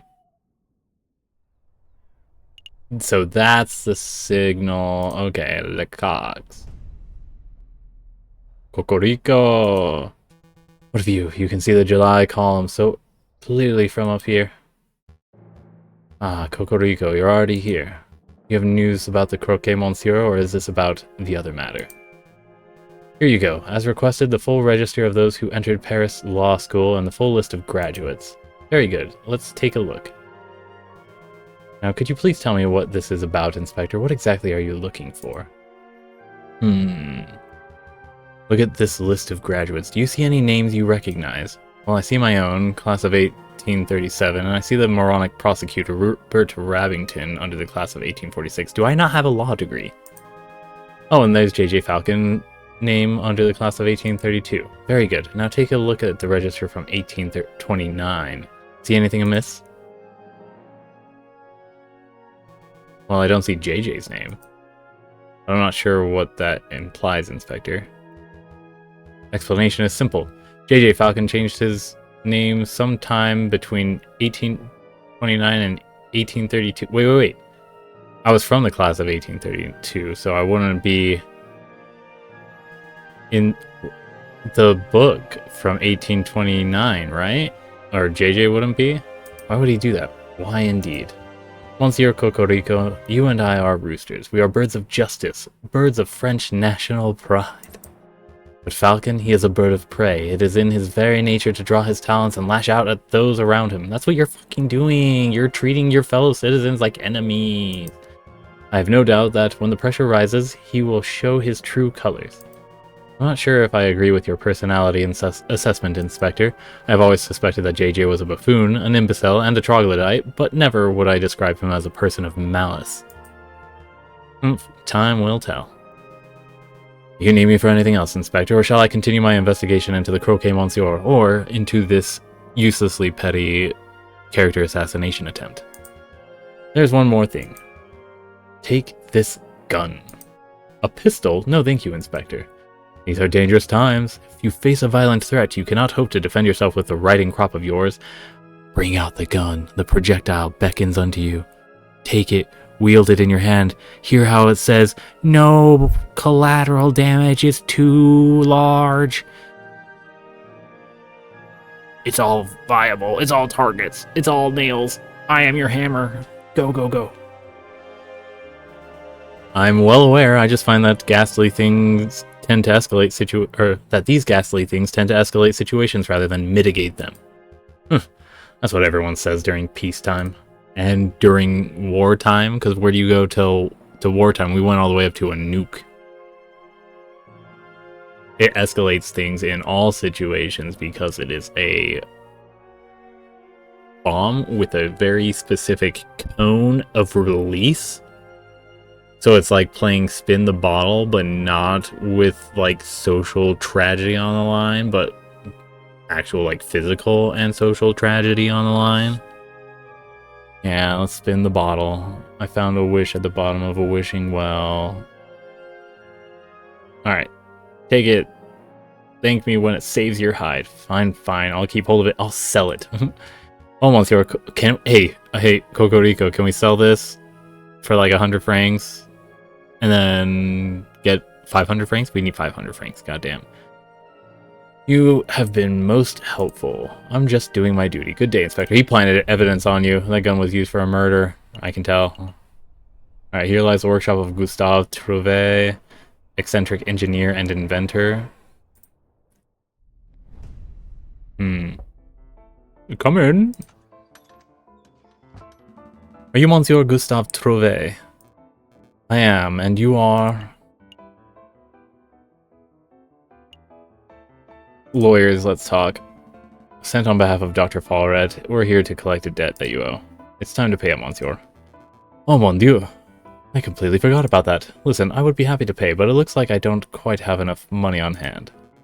What to do? I know, I have a brand new invention that will blow the doctor's socks off. The device that will completely revolutionize the surgical field. I imagine the doctor would prefer hard cash over some gadget. No, trust me. This baby will easily be worth 100,000 francs. The doctor will love it. Alright then, hand the device over and I'll pass it along to Dr. Fallred straight away. Well, it's not that simple. The device isn't finished yet. It's not finished. I know exactly what needs to be done, but I am missing some crucial parts. Perhaps if you had some time to spare, you could help me out, run out and collect what I need? What? No, Monsieur, that's absurd. If you have shopping to do, then you should do it yourself. Falcon, please, help the man. I can't spend the rest of my life in debt. Alright. No need to get all panicky. We'll hear the man out, at least. Great, I'll take notes. What is it that you need, Monsieur? Let's see. So this is where the fishing line's gonna come in, and we wasted time going over to the bridge. Let's see. I need a copper pot. Is that what... We've seen a copper pot before, haven't we? A pot, as in like a saucepan? What on earth for? It's a necessary component of my invention. I can use it to build a portable electric battery. You see, when a zinc rod is suspended in sulfuric acid accompanied by a copper surface, a current is generated. Save me your scientific mumbo-jumbo. One metal pot should be trivial to acquire. One copper pot. Oh, the copper part is important. Okay, one copper pot. I wonder where we could find one of those. I've seen copper kettles at Les Halles Market, although those things aren't too cheap. Can't help but feel that I saw a copper pot somewhere else. What else? String. High-grade string to bind some components of the device together. Seems simple enough. I imagine Le Hall's market would have that in abundance. Can we really afford to blow our whole budget at the market, Falcon? Surely there's a cheaper way to acquire string. Look, I have a loose thread on my jacket. Take it. The string must be higher quality than that, Monsieur. I need something that's fishing line grade. There we go. Oh, I see. Was there anything else you wanted, Monsieur? Some books, confectionaries, alcohol, groceries, perhaps? No, that's everything. Alright, I've got it all written down. Shopping list has been added to our evidence folder. I feel a little conned. We came here to collect it on a debt and left with a shopping list. We're going to follow through and get Monsieur Trove's items, right? We'll see. Hey, so I don't even know how many days that we're working towards. Les Halls would be where we find expensive things, right? Where on earth was the pot? Like, was it in the Louvre? Everywhere is a dangerous place to go. Nothing in the library. Palais de Justice, Chocolate Emporium, Le Canard Joyeux, Chateau Creniere.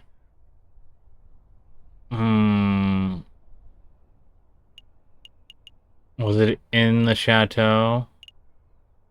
Let's go to the Louvre. I do think it was in the room where we found that chocolate bar, right? Right? I want to say right. Excuse me, madam. Do you have a moment to talk about the cult of reason? I'd like a pyramid scheme to someone else, but I've got a kid to feed. Madam, it's not a pyramid scheme. Madam, take a leaflet, at least. Well, what about you, Monsieur? Would you like to learn about the glorious teachings of Jacques Hebert? A cult, is it? Not today, Monsieur. I've already been in my fair share of cults. But this cult is different. It's not a cult. A member of the Cult of Reason, huh? Strange. I thought that cult died out back in the old revolution. Hey, Falcon, that person. He looks like a run-of-the-mill cultist. I can see that, but doesn't his face look familiar to you? I don't recognize him. Very familiar. Is this, it starts with an R, right? And it's not Romulus, it's Renard. Yeah, very familiar. He does look familiar, actually. The resemblance is uncanny. Shall we get his attention? Oh, uh-oh, he spotted us.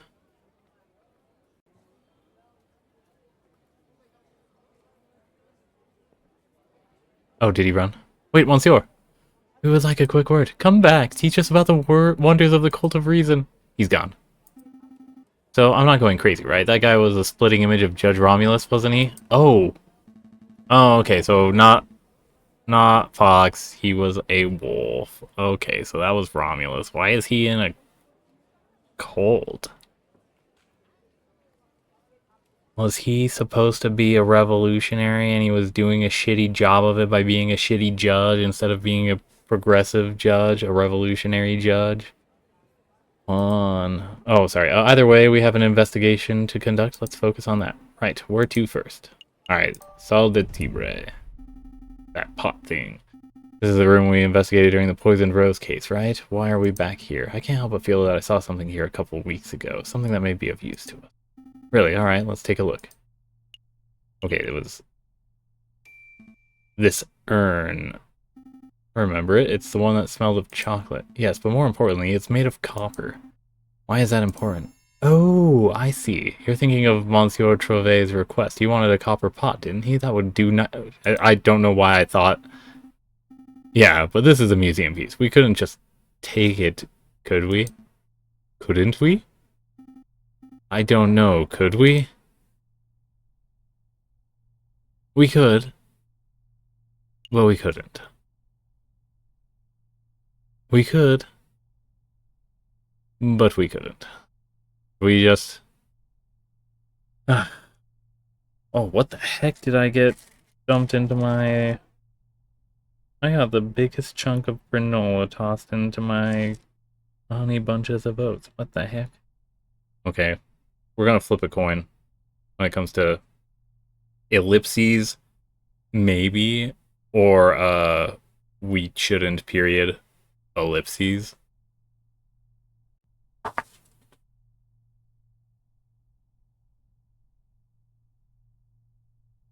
Heads is we could, tails we couldn't. Tails we couldn't. Oh, damn, boring. No, I suppose we couldn't. What was I thinking? Well, now I'm thinking I need to find out where to find some bait for our fisher. Oh, you got my hopes up for a moment. Damn it. Wait, what did they say? Oh, I missed it. Damn it. Columns. These could be useful if we feel like recreating famous moments of Roman history. I'll be Brutus. You be Caesar. Why do I have to be Caesar? Actually, never mind that. Why are you acting, or why are we acting out Roman history? We have a job to do. Yeah, I guess we can leave now. Is this thing useful, the giant doorstop? No, but I'll keep it in mind in case we encounter any giant doors. Alright. I chickened out. I'm following our great, glorious American president chickening out at the last second all the fucking time. God damn it, I'm such a coward. Learning from my leaders like I do. Confirmed crests. How's it going? Welcome, Stream Boo. What's up? Alright, we're done here, for now at least. Well, we can't spend all day robbing Roman artifacts, I suppose, so where to next? And what about Robitio? Hey, Falcon, isn't that our old friend? Robinio! You promised to get my sentence reduced. What happened with that? Why am I still stuck doing mule work, huh? Huh? Oh shit, I forgot about that.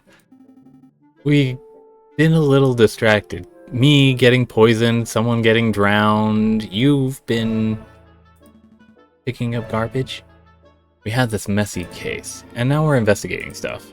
But I guess we can fit in some time to see the judge. Oh mon dieu, forget it. I've only got another week to go, and then I'm done with this dumb job, so what do you want? I haven't found any interesting bits of paper today, if that's what you're hoping for. Actually, we just wanted to ask a couple of questions, if you have a moment. I have a moment, just the one, mind. What's the deal with the cultist outside? Do you know about an uprising? Yes, let's find out. He probably would have a negative opinion of them, and then be fine with talking about them. Monsieur Robinio, do you know about an uprising? You mean like a rebellion? Yeah, I've heard rumors. There are a lot of uneasy people in Paris. What kind of rumors? Nothing specific, just that there's a group planning to form a huge protest before the end of February. Some say it might go violent. If you were wise, we would probably fly out of the city as soon as possible. So people say. Do you plan on leaving? I couldn't if I wanted to, no thanks to you guys. But in any case, I'm sticking around for the photograph opportunities. Wartime photography, imagine the possibilities. Sounds profitable? I'm sure he only cares about the profit, right? Sounds dangerous. Sounds like a good way to get hit by a stray bullet, I guess, but all that danger just means that it'll pay really well. I've thought this plan through. Evidently. Anyway, did you want something else? I thought we were only getting one question. That's awesome. Thank you. Did you see the cultist in the Plaque de Carousel? Yep, he's been hanging around all week. Today he tried to hand me a leaflet, so I told him where to put it. Where would that be? What? Where did you tell him to put the leaflet? Oh, I see. Never mind. Monsieur Robinio, what do you know about that guy? What is his story? His story? How should I know? He's just a cultist loser. The Louvre attracts those types of crazies all the time. I see. Did you two want something else? Nope, that's all. We'll get out of your hands now. Well, we'll let you get back to work, monsieur. The Grand Gallery. What about our little hedgehog friend, porcupine friend? Let's see. Who to question? Oh dear, it's these guys again. Keep it together, Eric. Maybe they won't recognize you. Excuse me, monsieur. It's us, the Philistines, remember?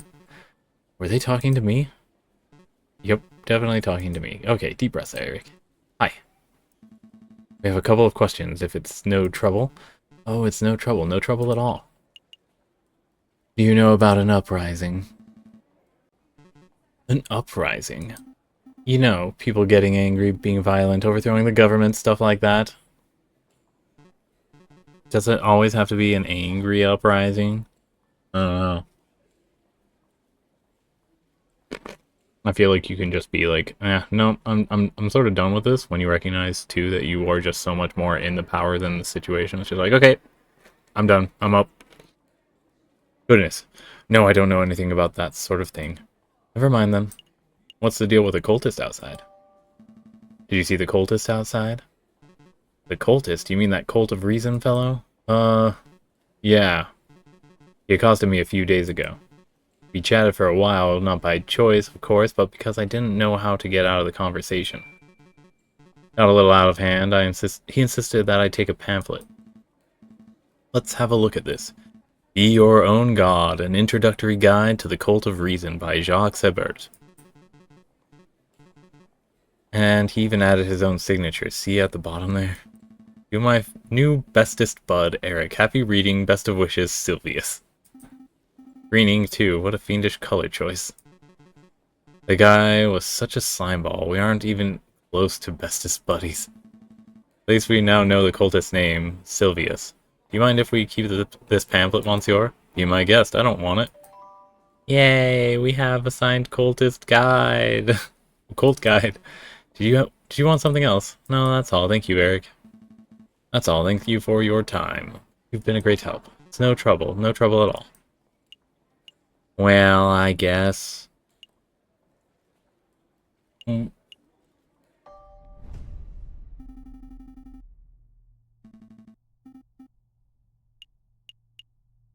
have another opportunity. I'm looking right at the camera, if you can't tell. Hmm.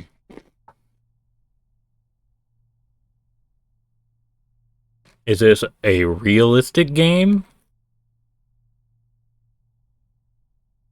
Or is this a, iffy game?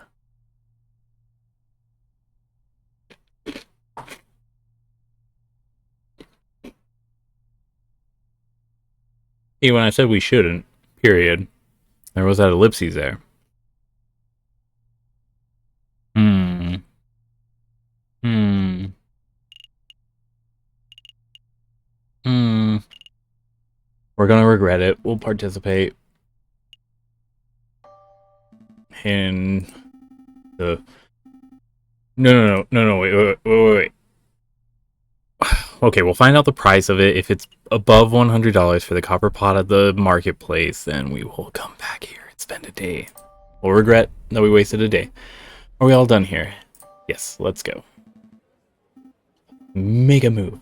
Good call. We can always come back later if we've forgotten something. Alright, we're going to hold off on here for the day. Save and exit here.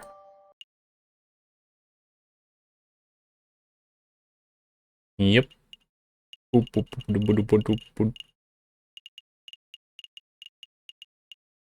Alright. On to the Bosca coil. Don't you know? Don't you know? Don't you know? Bosca coil. Alright. Too big for my taste.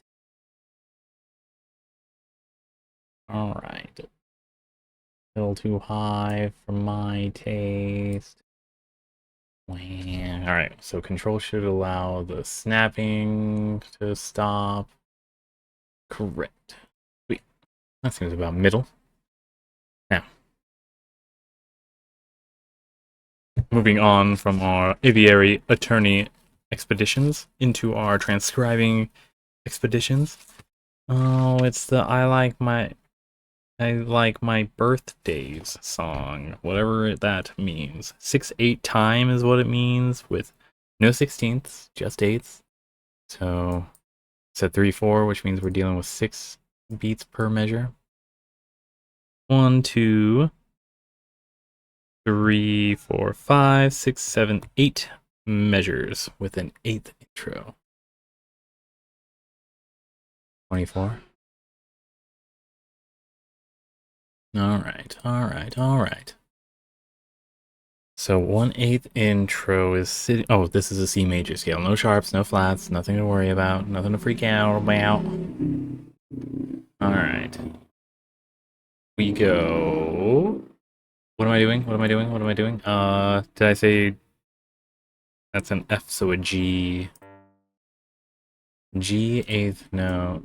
That one right there, and this right here. We're gonna put this all in one arrangement chunk. We'll do bass and treble. Alright, so 3/8 with a quarter eighth, then 3/8, quarter eighth, 3/8, quarter eighth. Let's get those 3/8 in then. We go C, B, C, E. Then C, C.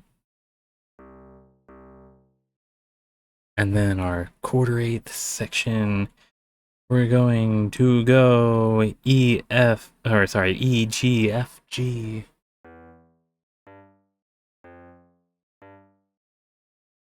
And then we'll go to E, G, C, B.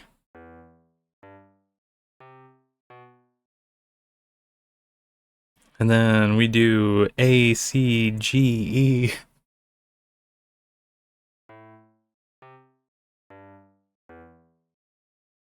And then we have A, D, C, B, G.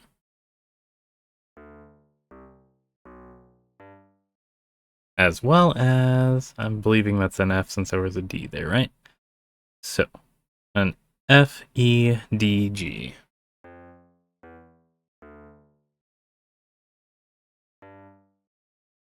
And then our last chunk, going 3/4 with a quarter eighth, 3/4 with a quarter eighth, quarter eighth with a quarter eighth, 3/8, then quarter eighth, quarter. Alright. Get that 3/4 for those two chunks in at B and C. Then our quarter eighth going D, E, F, G. Followed by an E, F, G, A.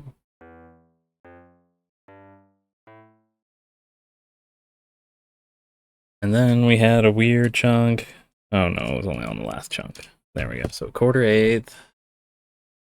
We're gonna go G, F, E, D. Followed by A, E, D, C.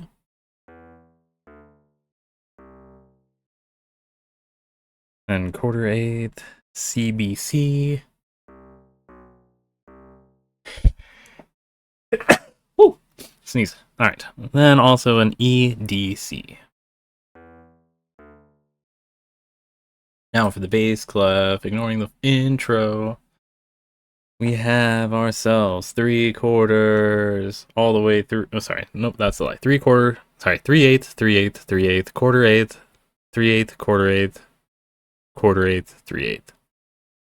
We go C, D, C. Doo, doo, doo. And then a wonderful A, G, low to high. Then we have a F, E, C. Followed by a B, C, G. That's not a C. There we go. And then we have the last chunk going quarter eighth, 3/8, quarter eighth, quarter eighth, quarter. Oh, wait, sorry. Quarter eighth, then quarter eighth, and quarter eighth, quarter. Gotcha. Okay, only 1/3/8 to worry about. We go F, E, D. Ooh, that was supposed to be a quarter. Then a G, F, E, F.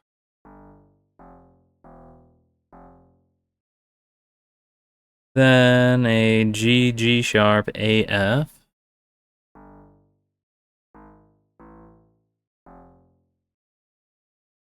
Then a G, G octave, C.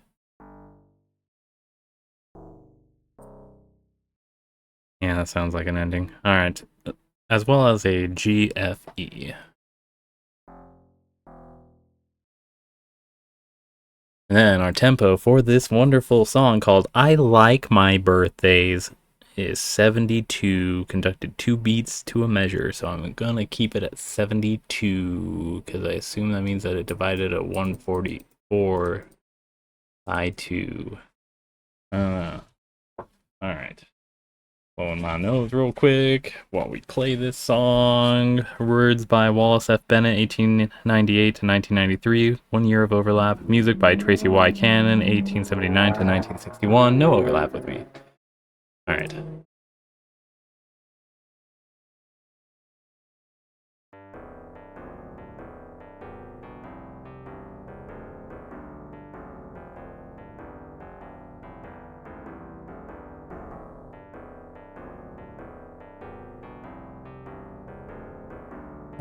Does that sound bad to you? That sounds bad to me. Konami Wave?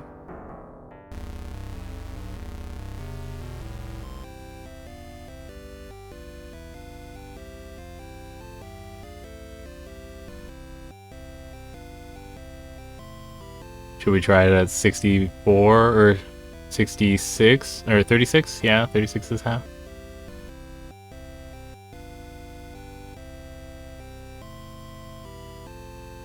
It's supposed to be happily, so actually it should probably be 72, huh?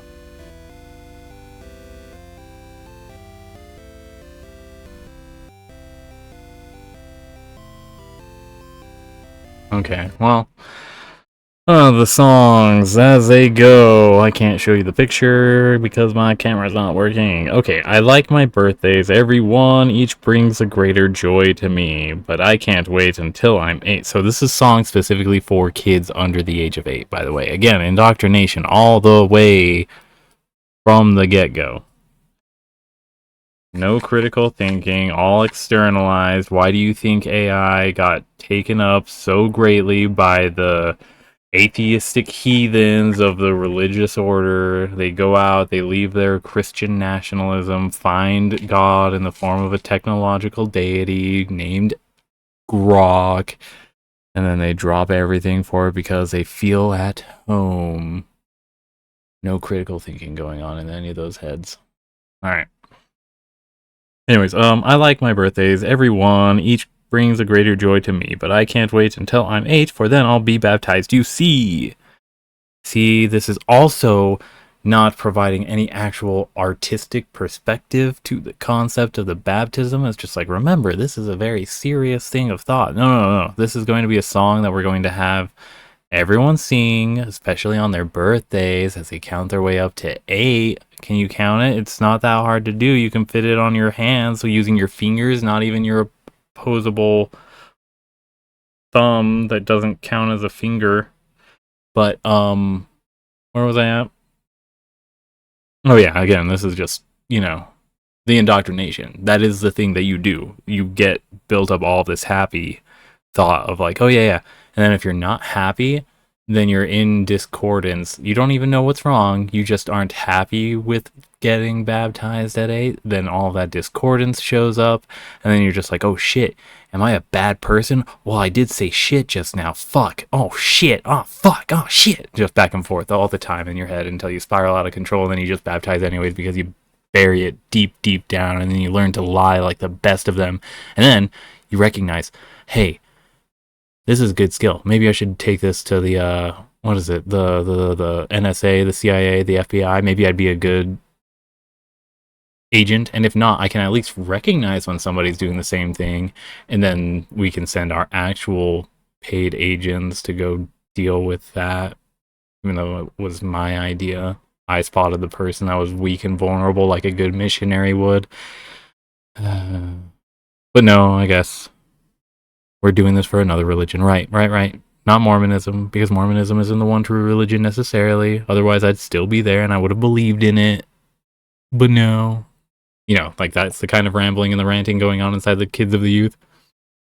If not, good on them, right? So that was the first verse? Alright. Second verse. To be baptized as Jesus was in his 30s.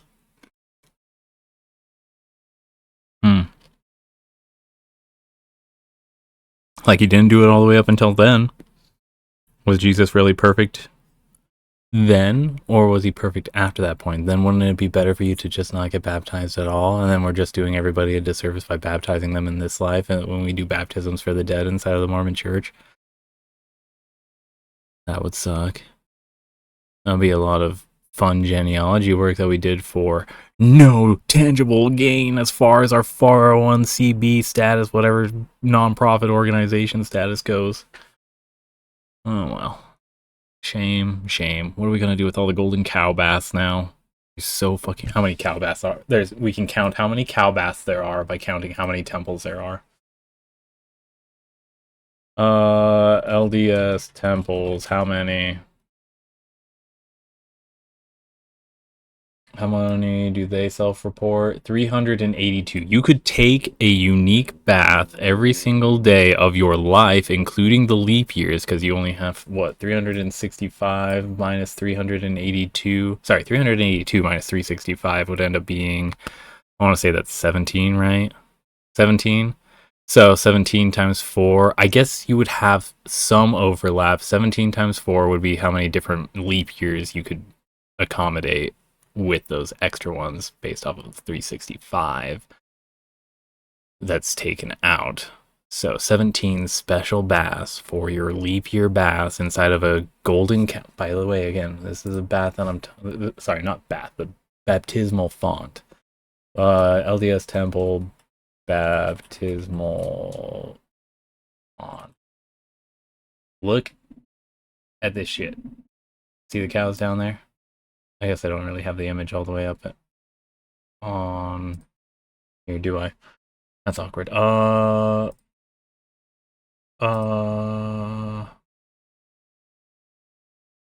get it. I get it. I see. Oh, that's upside down. That's awkward. Oh, that's also extra awkward. Okay. I wanted. iTunes. There we go. We have a way of seeing a window, right? What if in the purple note sat there? Window capture. Change the window to drag it out and drag it over here. Look, okay, this is the baths I'm talking about here, right? So, these things, cows, a lot of them. The lot of them. I bet you, even in this one, there's cows down there on the side. See, like that, and then they're down deep low, so unless you're looking really far down off to the edge, making it super apparent that you're not paying attention to the holy workings going on above. What on earth?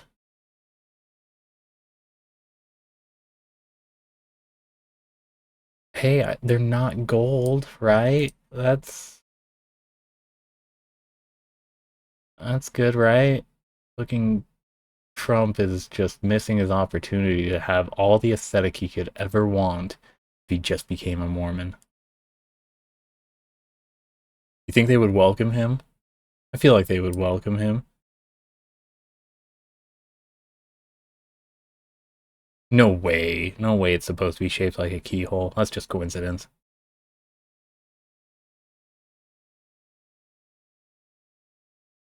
The keyhole down into the center of the butts of the oxen. They chose the cow, then killed off the bison. That's my theory that I'm just caring about now. Alright, well, anyways, that was a random ramble. I'm sorry. I I apologize for that. Oh, and also I should probably fix this from being over here to being back down here, huh? Huh, funny that. Fixing the little liberty I took. Control so I can get a little bit of fine-tuned shrinkage going on there. And we'll actually...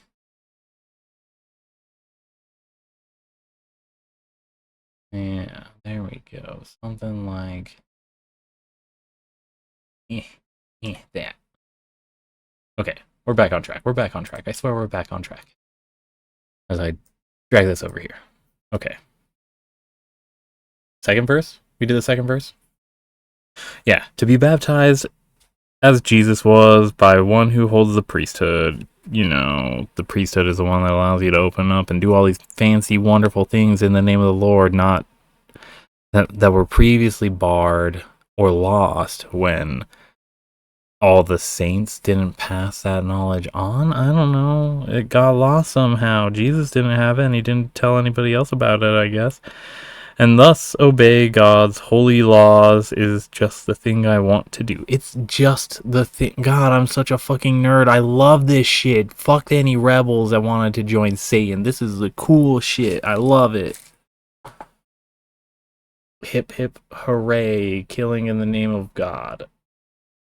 Hip hip hooray. Third verse, last one.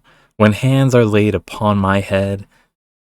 I hate that process so much. Fucking obnoxious having somebody like weighing their hand on your head. It's like, can I just not? Maybe there's a level of OCD, trauma-informed OCD from that, but whatever. Then I'll receive the Holy Ghost, and if I listen carefully, I'll have the blessing I need most. Oh, right. You don't get the fucking Holy Ghost until you're 8, right? Or does it perma-lock it? Is that what that is? What does excommunication do? It's not like you get somebody to go do an anti-baptism, right? Like, the idea of excommunication always seemed like the weirdest shit to me. Alright. Well, that's that song, though. It's...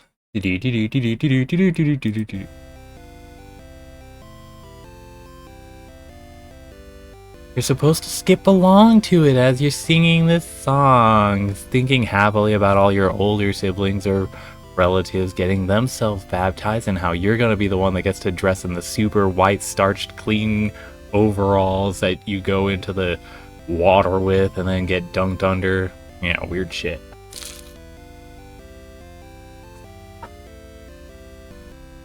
Ugh.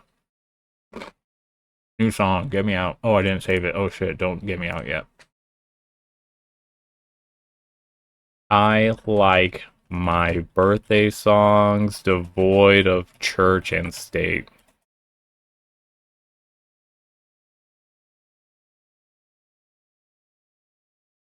Yeah, fuck that song. Alright, Green Book though. Where we get to feel angry and pissed off about another song. Because we cannot find a single one of these songs. Hey, you know when how big do you think that Sodom and Gomorrah were as far as cities go? Do you think I can find if I can find like 3 good? And by the way, so here was the answer to the Sodom and Gomorrah problem as they saw it. Abraham failed that test. I think it was Abraham and his family, right? So they were sent to Sodom and Gomorrah to find at least 3 good people, and then it would spare the city, right? So they didn't, is what they reported, find anybody good. What the answer though was for them to become the residents. They had who was it? There were 3 of them, not including Abraham. So the trick would be to have them go out ahead of Abraham, live there, be super righteous and holy and everything like that. Then he shows up and is like, look, see 3 residents of Sodom. Let's go over to Gomorrah. Then they go over to Gomorrah, and then the other 3 relatives moved over there ahead of time. And then they're like, oh yeah, we live here now, and we're good residents of the city too. And then, you know, Abraham shows up and is just like, oh, hey, see, I found 3 good people. Didn't I see you? Oh, yeah, we're transplants, like, we have been, but we found a new place to live, and then a new place after the old place. But the places are good places because there were good people. Like, good people could live there. Unless God was trying to make a point, and even if they tried to do that, God would kill his family so that he had reason to kill the cities, right? Or maybe, if they were actually destroyed by something, maybe it wasn't an act of God at all. It was just fucking natural, and we missed out on an opportunity to observe something really significant on the level of, like, I don't know, Pompeii, right? Huh. Always what I wonder about whenever we see things of, oh, it was a god or alien thing. It's like, yeah, but what was a natural cause that would explain this too?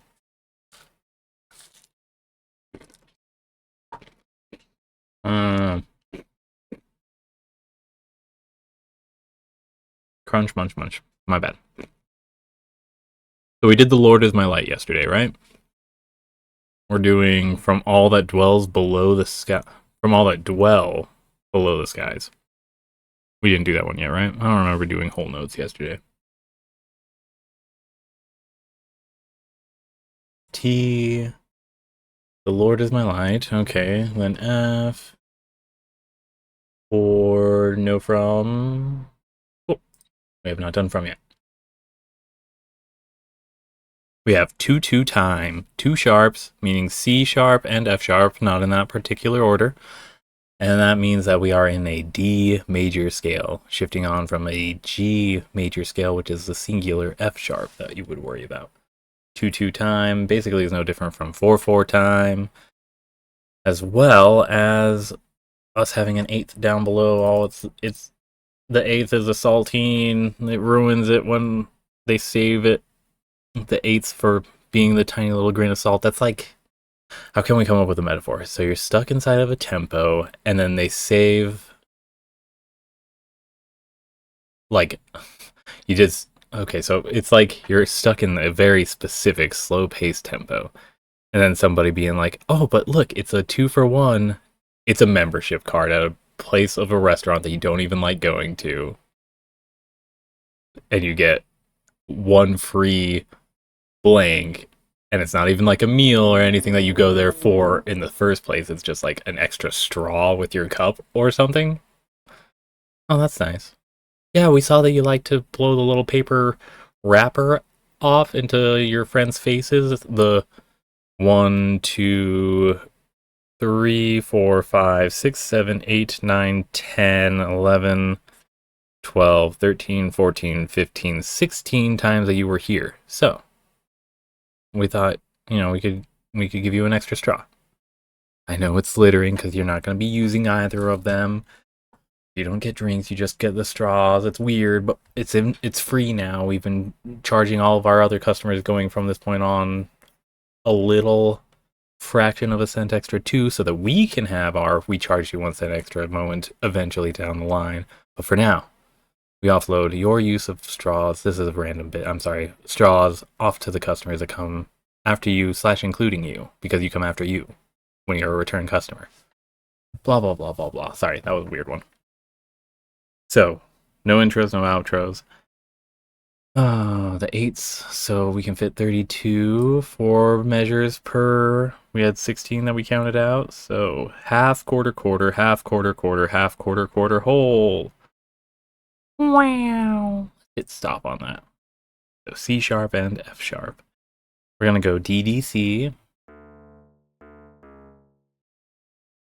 as well as DFG, F sharp, G. Then a DDG,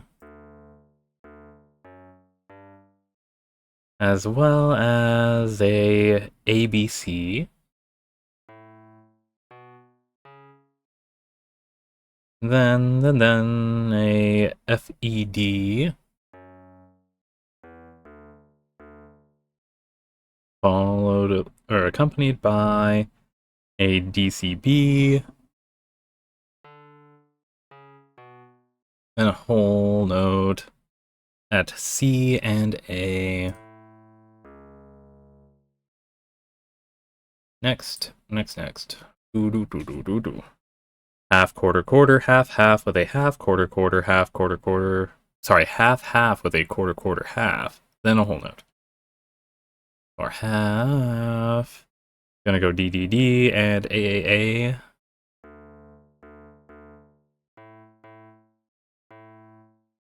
And then we go B, A, G, F. Here, let's get that in real quick. As well as A, D, D. Ooh, is that an A? D, D, A.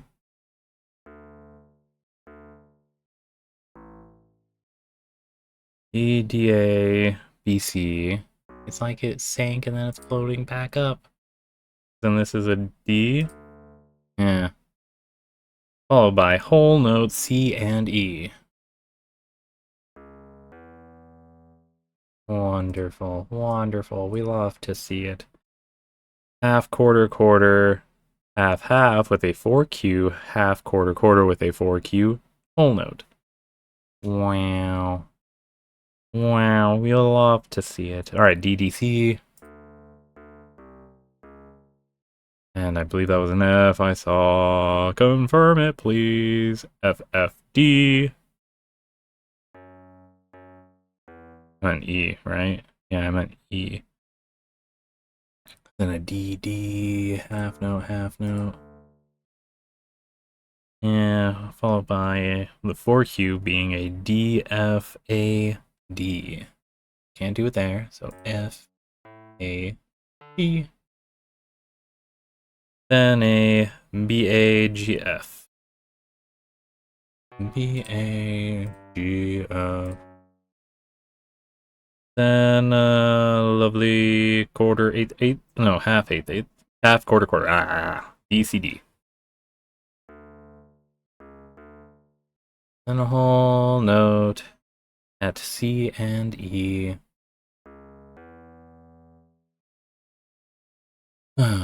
Alright, lovely, lovely, lovely. Next, we have ourselves a half note, quarter, quarter, 3/4, quarter with a 3/8, eighth, quarter, quarter. You heard that right. A 3/8, eighth, quarter, quarter. Then half note, then a whole note. Okay, we have these whole notes loaded in. They're both at D, so we're just gonna drop that here. Alright, half note. D, D, E. As well as an F. No, that's an A, B, C. That was a D 3/4, I think I saw. Right.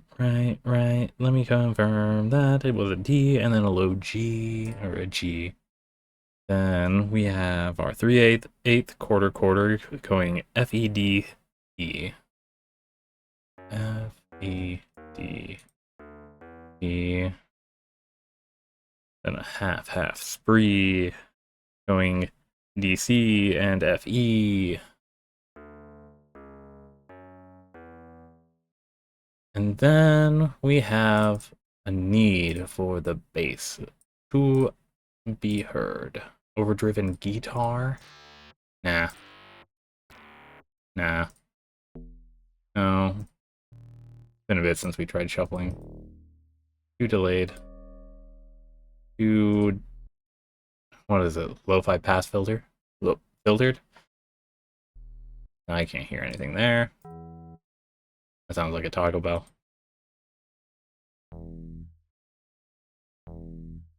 Sure. Might actually sound good with the acoustic code on the top part.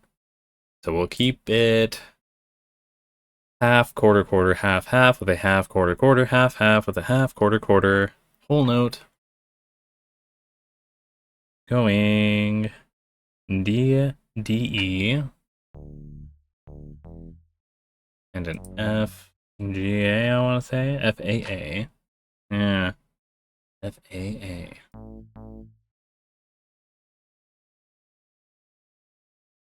A. A, G. as well as an F, G, E.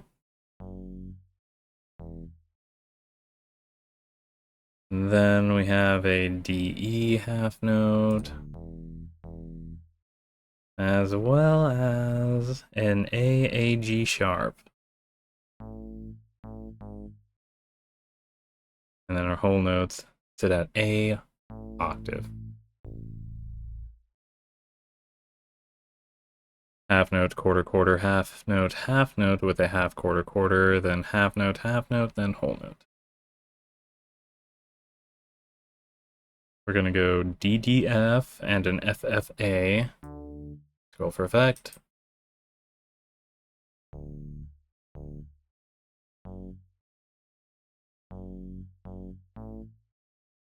I mean to say FFA or FAA. Nope, FFA. Alright, then we go GF.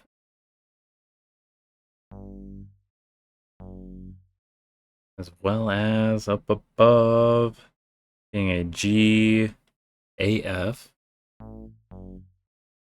And then a half-half spree.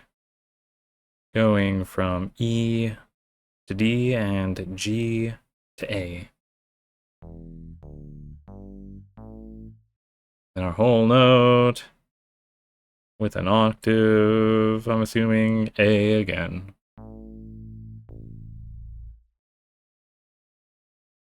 Alright. Half, quarter, quarter, half, half with a 4Q, 4Q with a quarter, quarter, half, whole note. Going AAG, scrolled for effect. As well as a DDA.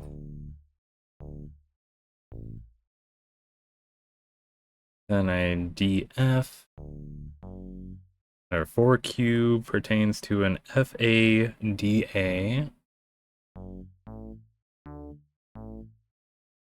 And then the next 4Q does a DCBA.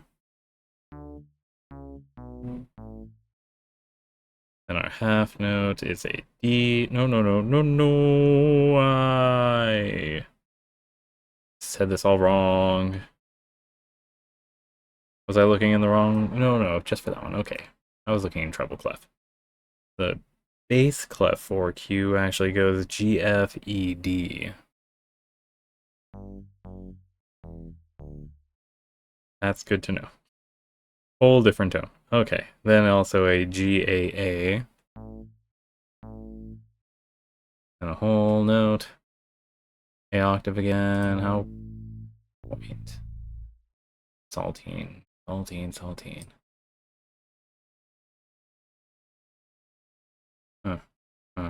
Okay. At least the last. Oh, I won't spoil it. We'll save that whole note. So half, quarter, quarter, 3/8, eighth, quarter, quarter, half, half with a half, quarter, quarter, then whole notes. On F, G, E, rolled for effect, as well as a G, G. Then our 3/8, right? Yeah. Going D, E, F, G. As well as an F, G, A, B.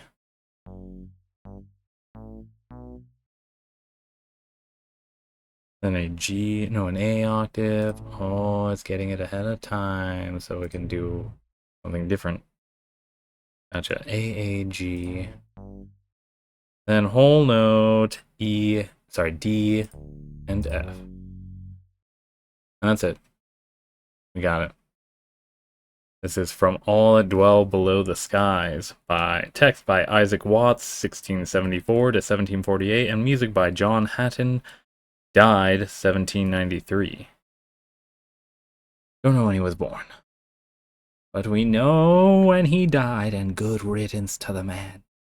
69 is our desired tempo. We might have to up it to 138 though. Also nice, forgot to say that. Nice.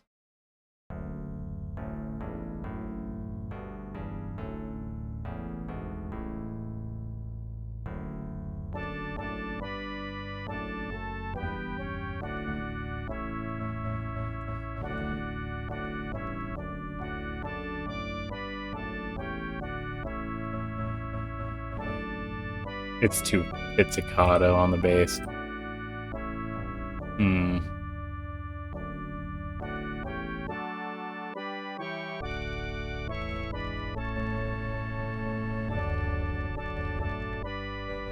Yeah. Alright. That's that. This one is way before Monsieur Joseph Smith. So we are going to check into Isaac Watt. Have we looked up this guy before? With all the power of heart and tongue. Wait, where was that one? How long ago was that one? I feel like that wasn't that long ago, right? With all the power. With all the power, huh?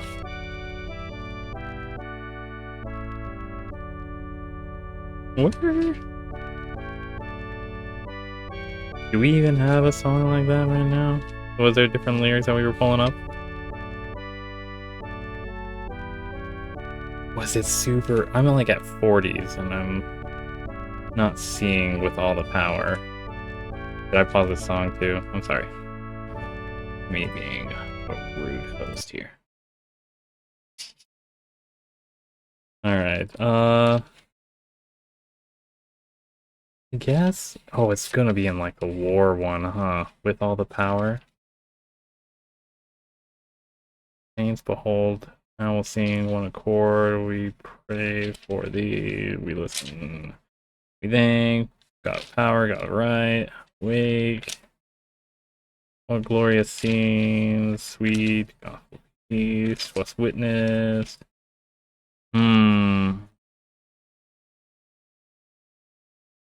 You know, I guess I just didn't find it. Oh well. Oh yeah, lyrics, right. As we also were going to search for maybe an OG version. Isaac Watts from All That Dwell Below the Sky. So the Himmery, where we would click. We literally just saw this guy, right?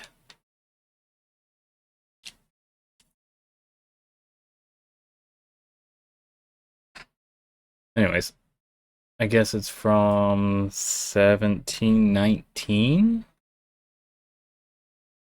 Can I see a copy of the text? I want to see a copy of the text.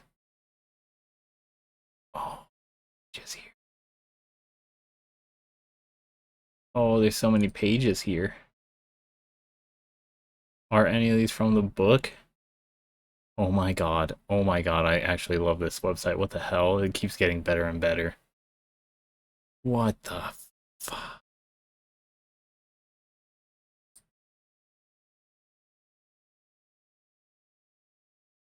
Is this one of them?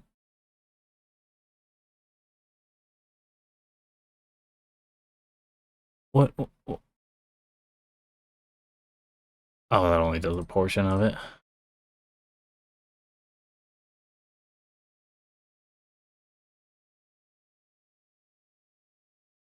Huh.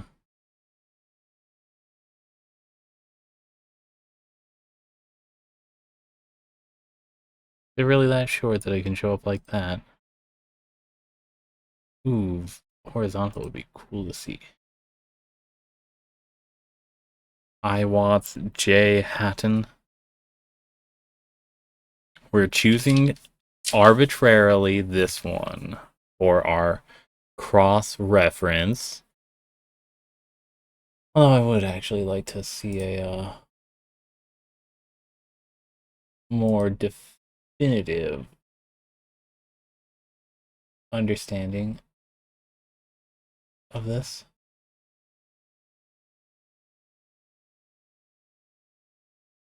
Representative text, author, hymns,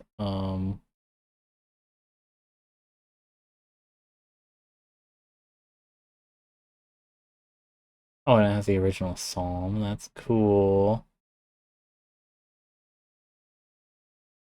So the tune is likely the work of a composer named here, but has also been attributed to. So Old Hundredth? What? Duke Street? What? Most of us have, at some point, made or seen the paper cutouts of a long chain of people connected. Oh my god, they were just pulling in something. What the fuck? Okay.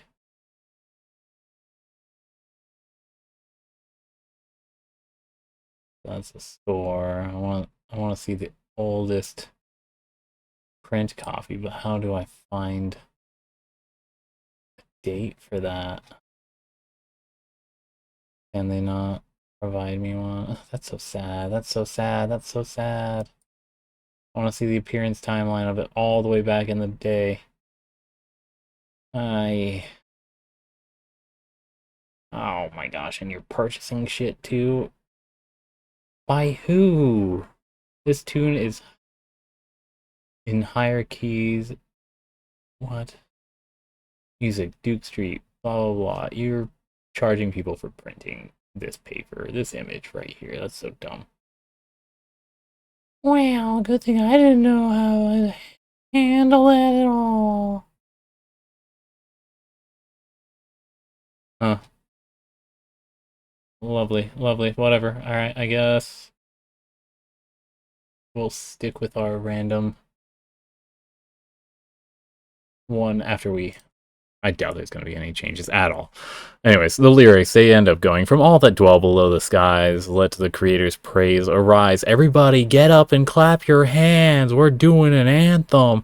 Yeah, yeah, clap with me, yeah.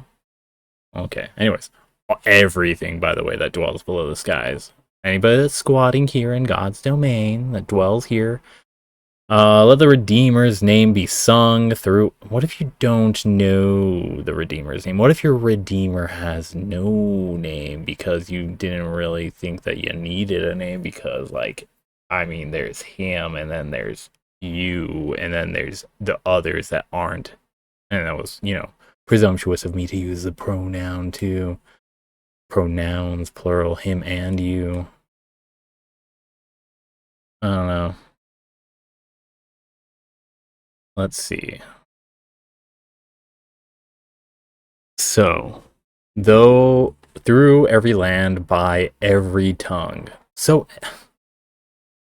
every tongue gets a little weird when you think, oh, hey, is there ways to communicate without words or specifically national languages? And people are like, yes, there is absolutely ways to communicate without that. So, weird that I feel like you would. I don't know. Okay, so through every land by every tongue. That means every single person, right? And we're calling for it, but only the good tongues. The only ones that we want to hear from are the tongues that we think sound good and beautiful. Because otherwise, you're ruining the harmony, bro. You tone deaf idiot. All right, in every land, begin the song. Do it now.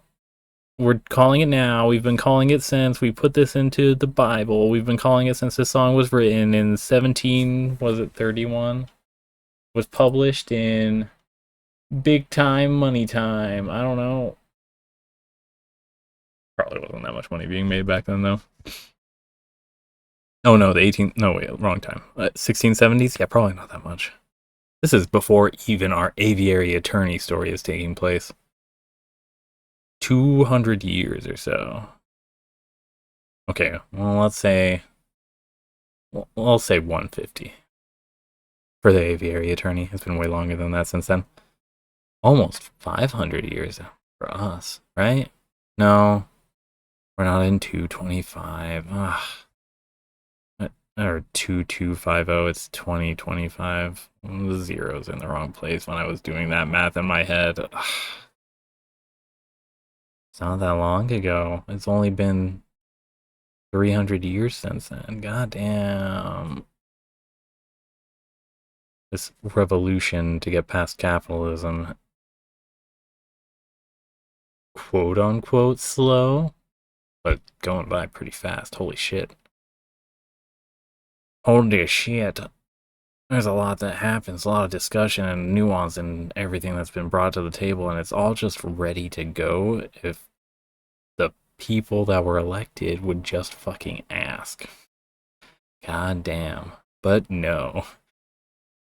And especially if the business people would actually just fucking ask, as opposed to half-heartedly asking for very in-depth knowledge of their competitors' motivations, not recognizing that it's just like it's your motivations. If you know you, then you know them, right? Except for the fact that you don't know the world, you just know that you're acting on stupid logic, meaning that you're not listening to what's being taught to you, so anything is available for the stupid. Oh, hey, somebody else invented it or came up with an invented slash came up with an idea before I could reach that through my own understanding. Well, it is now my understanding because I now know of this and it is now in my possession. And now all competitors are working towards this. It must be the case. It will never be a monopoly, but it will always be a monopoly because I'm going to be working towards being the monopoly as I work ahead of it. Ramble. Sorry. Uh, where was I? Oh, we got another strains. Okay, so in every land begin the song, to every land that the strains belong. What do strains mean in this case? In cheerful sounds, all voices raise. See, only cheerful ones, not in every tongue. And fill the world with loudest praise. And you better get God's name right. But what the fuck is God's name? Oh, we call him God. You call God God. Oh, fun. Okay. Do I have to be cheerful about that? Well, that's why we don't use the Lord's name in vain, so you always sound like you're or happy to say his name, right? Sure. As opposed to, oh God, why? Oh God, why you do this? Anyways, your lofty themes, ye mortals, bring... What the? Your lofty themes, ye mortals, bring, in songs of praise divinely sing. Your lofty themes? Oh, like themes like theme song? No, but do themes imply a musical timbre of sorts? Or do they need a clarifying thing like a theme is a song, but then there's also themes that are narrative themes? Is the theme of a narrative the song? Anyways, immortals bring in songs of praise divinely sing. Do it now again in praise as opposed to again. It's just all praise towards the creator. Sing, it's not even like a happy birthday situation. It's just like, we don't have enough people around the world. We want to do something great. We want to do something big for the big guy. Have everybody. And it's like, no. No, you don't know the whole story, do you? You're not living all of your siblings' lives when it comes to their relationship with the man, the creator, the lady of the celestial household. No. Alright. Let the Redeemer's name be sung through every land by... Oh, wait, I went back to the first verse. In cheerful sounds, all voices raise and fill the world with loudest praise. They like saying praise in this. Oh, praise. Which makes it weird again why they changed that one line in the previous... The previous one?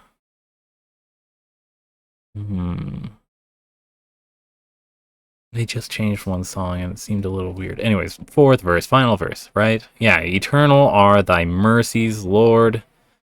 It's the forever peace, the deepest, quietest peace. Eternal truth attends thy word.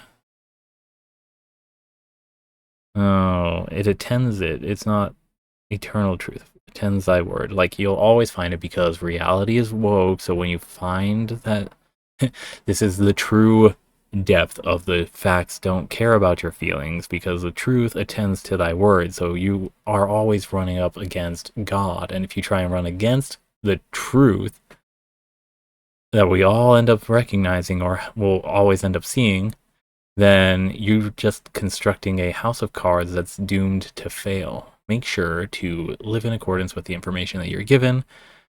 observations that you can make. Recognize that it's you making those observations, not the fucking Holy Ghost.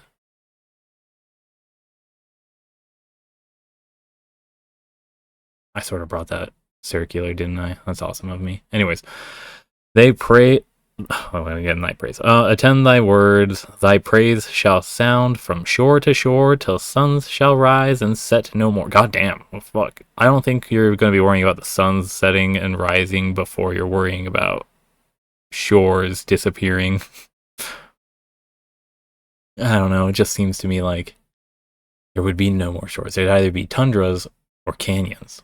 Gorges, giant basins, but no oceans. No shores, no lakes, no rivers. Rivers of lava? I guess, again, water is lava as long as it was water that was expelled from, the bottom of the planet as opposed to artificially created in a lab. And we're just living in, like, the equilibrium zone. We're Goldilocks all the way down. It's crazy. Alright, well, anyways, that's that song. Save it? Yeah. Oh, that's not saving it. That's clicking on the screen. Yep, there we go. You're touching the screen, getting finger marks all over it. Alright. From all that dwell, all this is capitalized except for below and the, and then capital skies. Boom, bam. Alright. Well, that's that for the day. Another bad camera day. But at least there was some feedback showing up, so we can keep our fingers crossed. You can't see it, but I'm crossing them. That it will fix itself before I can find a solution that's more consumption heavy. So have a good one out there. Take care, stay safe, good luck, have fun. See you all tomorrow. Well, see is a relative term, right? So is flying, get out of here, like that kind of stuff. Anyways, have a good one. See you tomorrow. Bye.